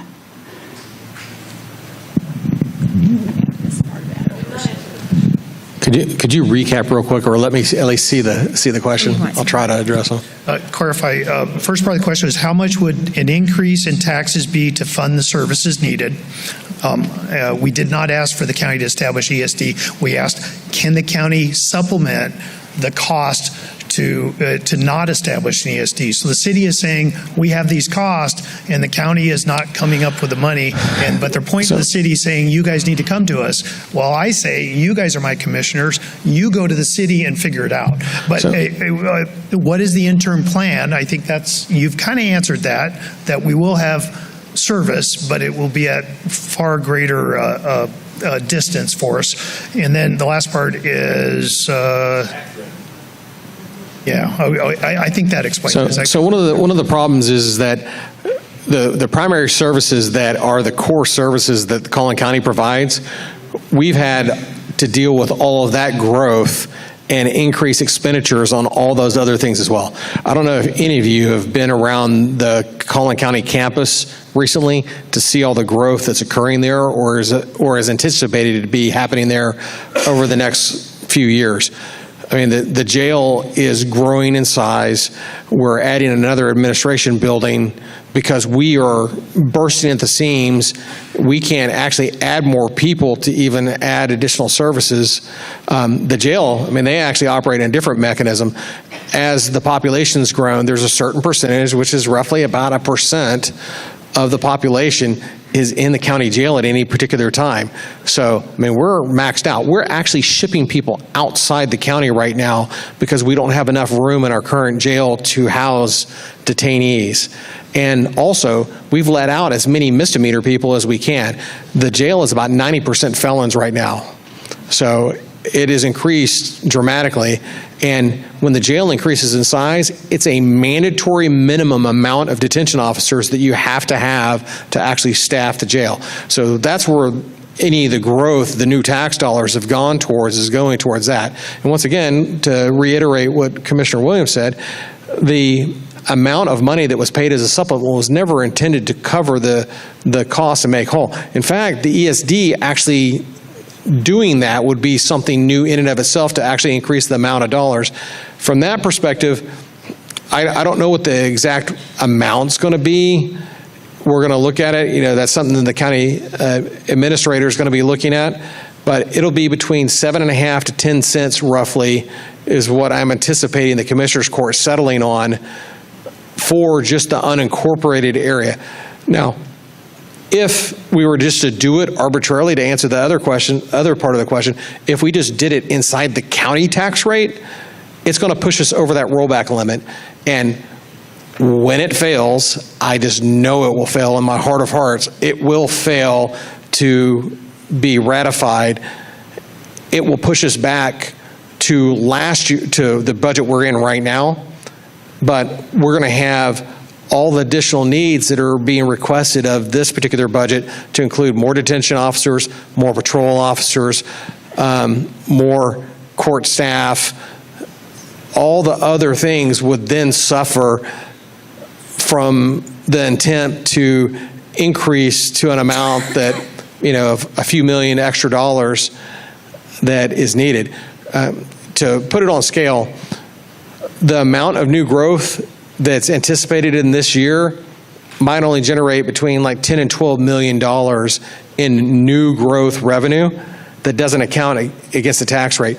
Just keeping up with the Joneses and just keeping salaries where they need to be to keep our employees from leaving and going somewhere else is about $10 to $12 million.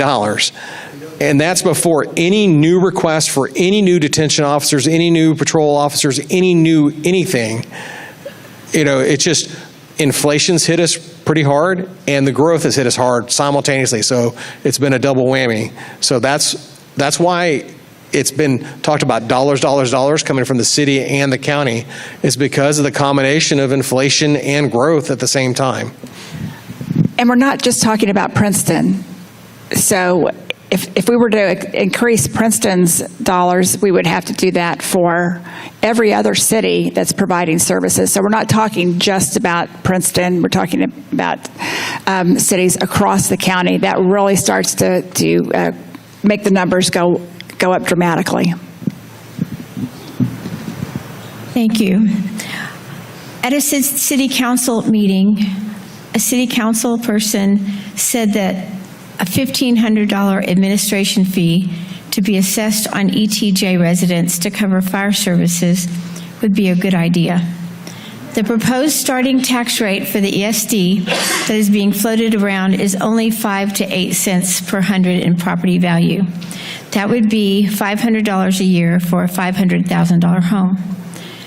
According to the county appraisal value, the tax obligation to most of the ESD would be around $125 to $200 a year, respectively.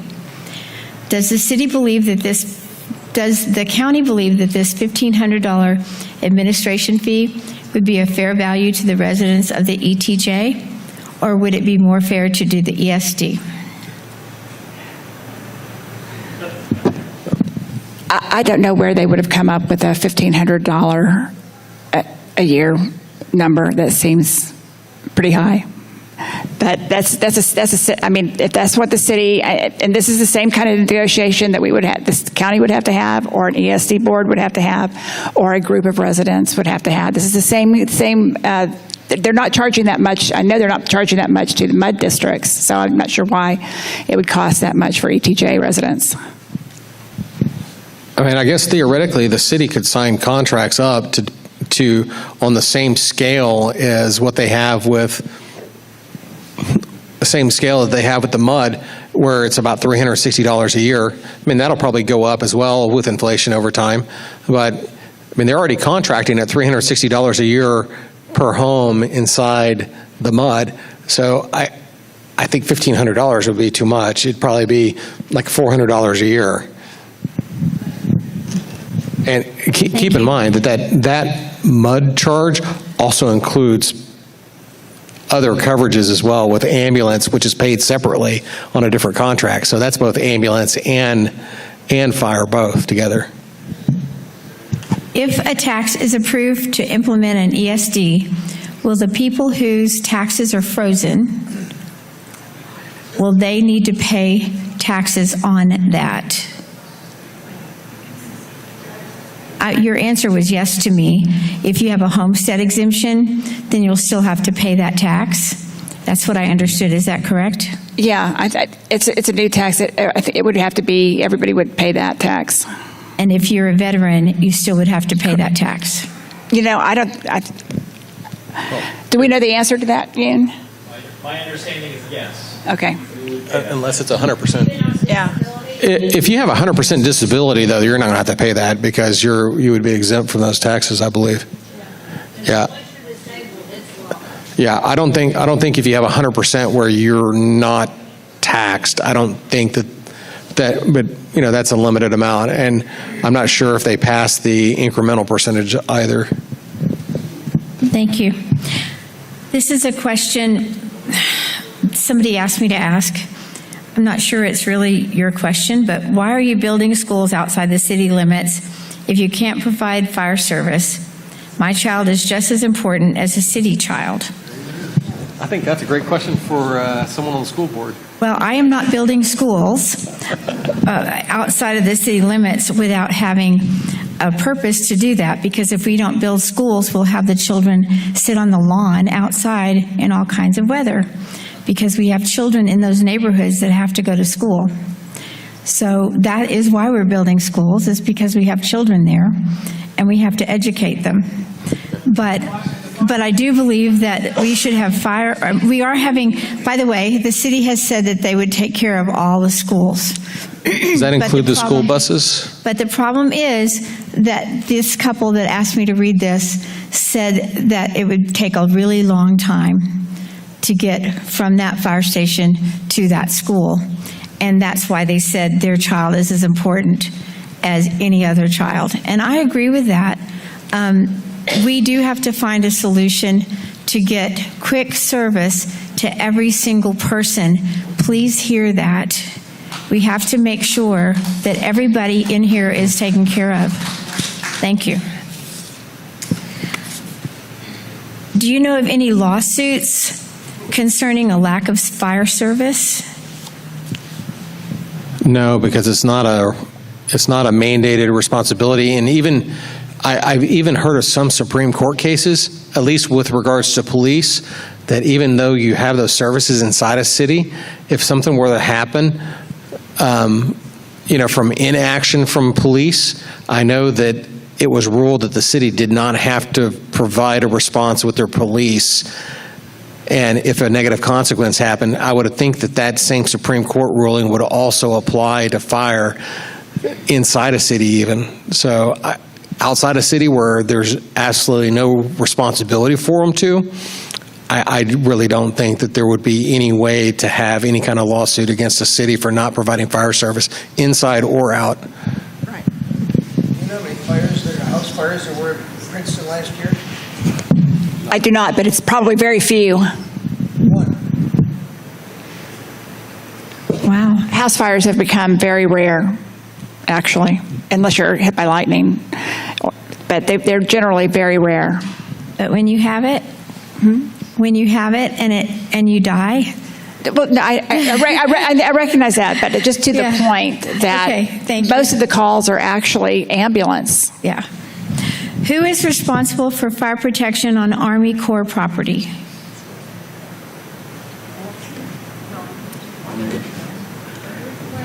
I don't know. Fire marshal? It's assigned a district that's assigned currently Wiley. I don't know the answer. Our district currently covers Wiley and Princeton would respond. Farmersville will too on the other side of the lake. Nevada has some on the east side. Lavon comes up also. So that core property is surrounded by fire departments that serve that area. We work in conjunction also with the Corps engineers folks.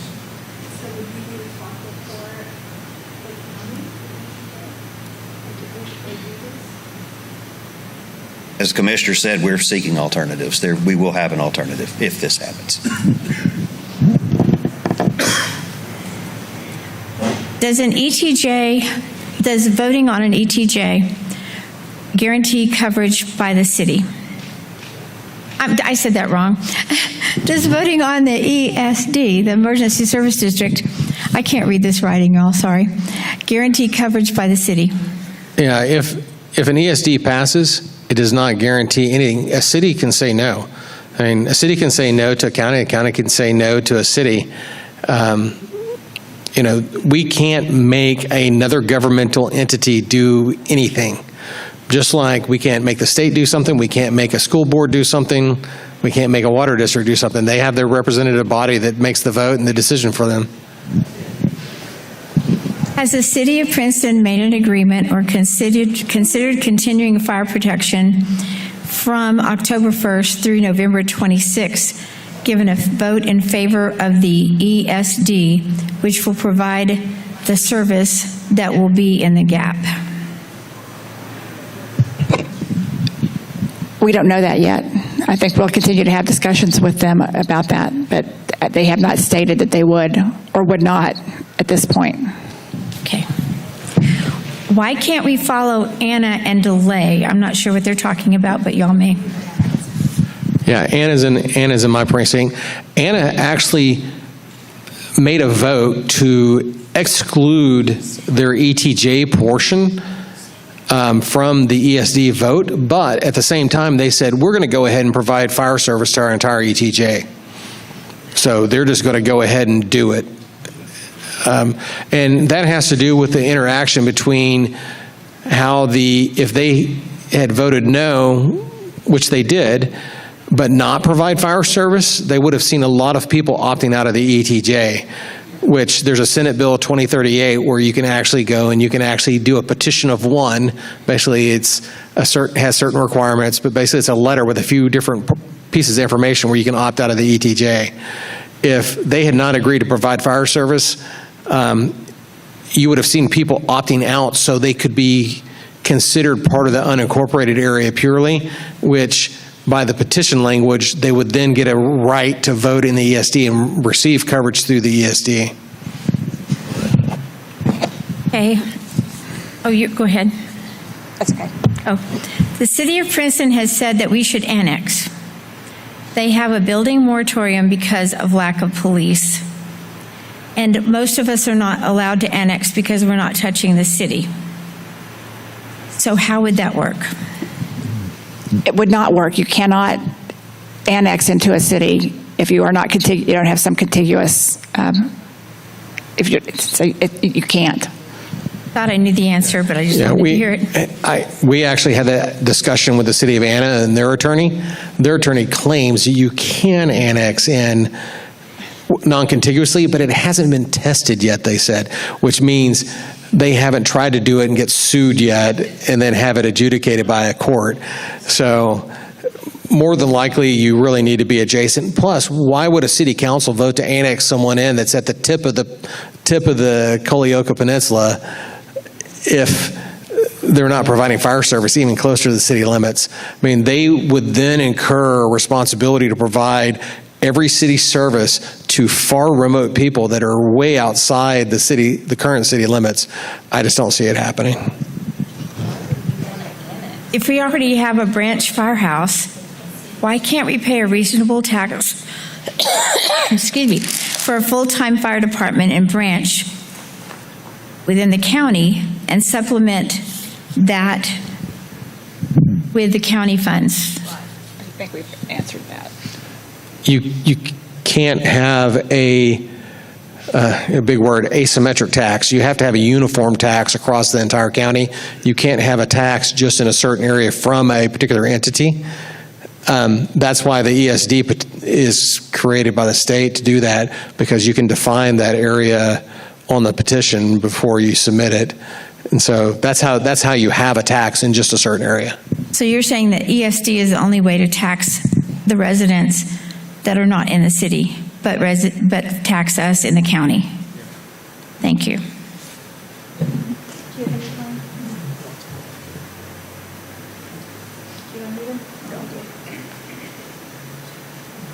Almost through, guys. Thank you for your patience. Hopefully this is helpful. You provided numbers about the calls Princeton was responsible for outside city limits. With only 200 calls, how much are they actually receiving per call? I think we already got that answered. Thank you. If I figured it right, then you were figuring on 400 calls. It was actually 200. So at 400, they were getting 800 a call. That means at 200 calls, they were getting 1,600. So I just wanted everybody to hear that. Our homes are already built. We are unincorporated, but our addresses say Princeton, Texas. If one day you want to annex those on the peninsula, how will you address all of the rundown homes or burned homes due to your nonchalance about our well-being? Could you repeat that?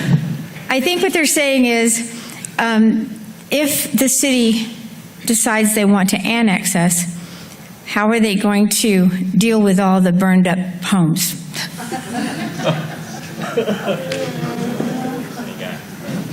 All right, maybe I should read these before I read them.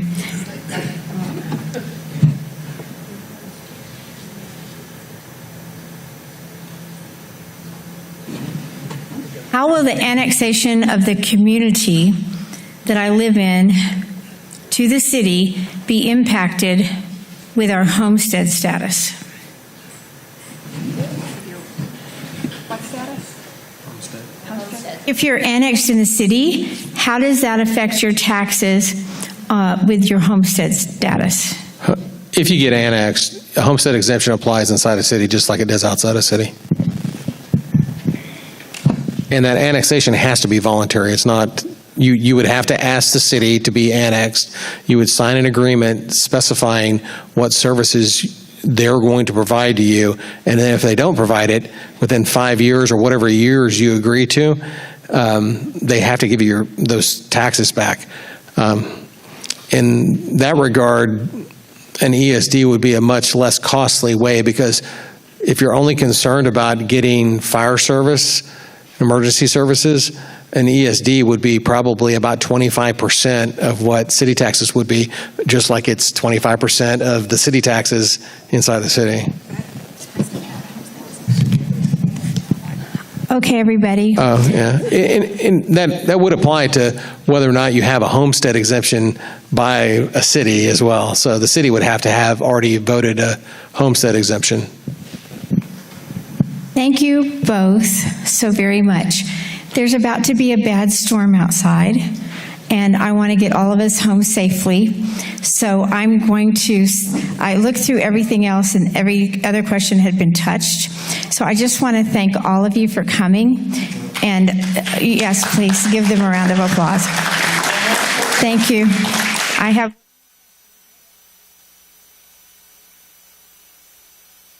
About the gap in coverage in the ESD. Okay, one more. I think most of the people who live in the affected area would vote in favor of the ESD. I would agree. But an ESD can take 1 to 2 years to be set up. What is the plan for that gap in coverage? I think you addressed that. There are private companies who would take the contract or provide 3.5 budget increase to the volunteer departments to provide critical personnel for coverage. I think you addressed that, didn't you?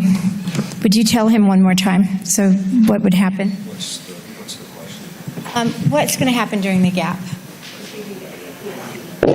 The gap year, we will continue to talk to all of the cities and then see if we can get them to agree to some to gap year. Otherwise, the fire marshal will find a department that's going to provide coverage and take the dollars that used to go to Princeton and use those to cover this area. Good night, farewell. Good night, everybody. Thank you.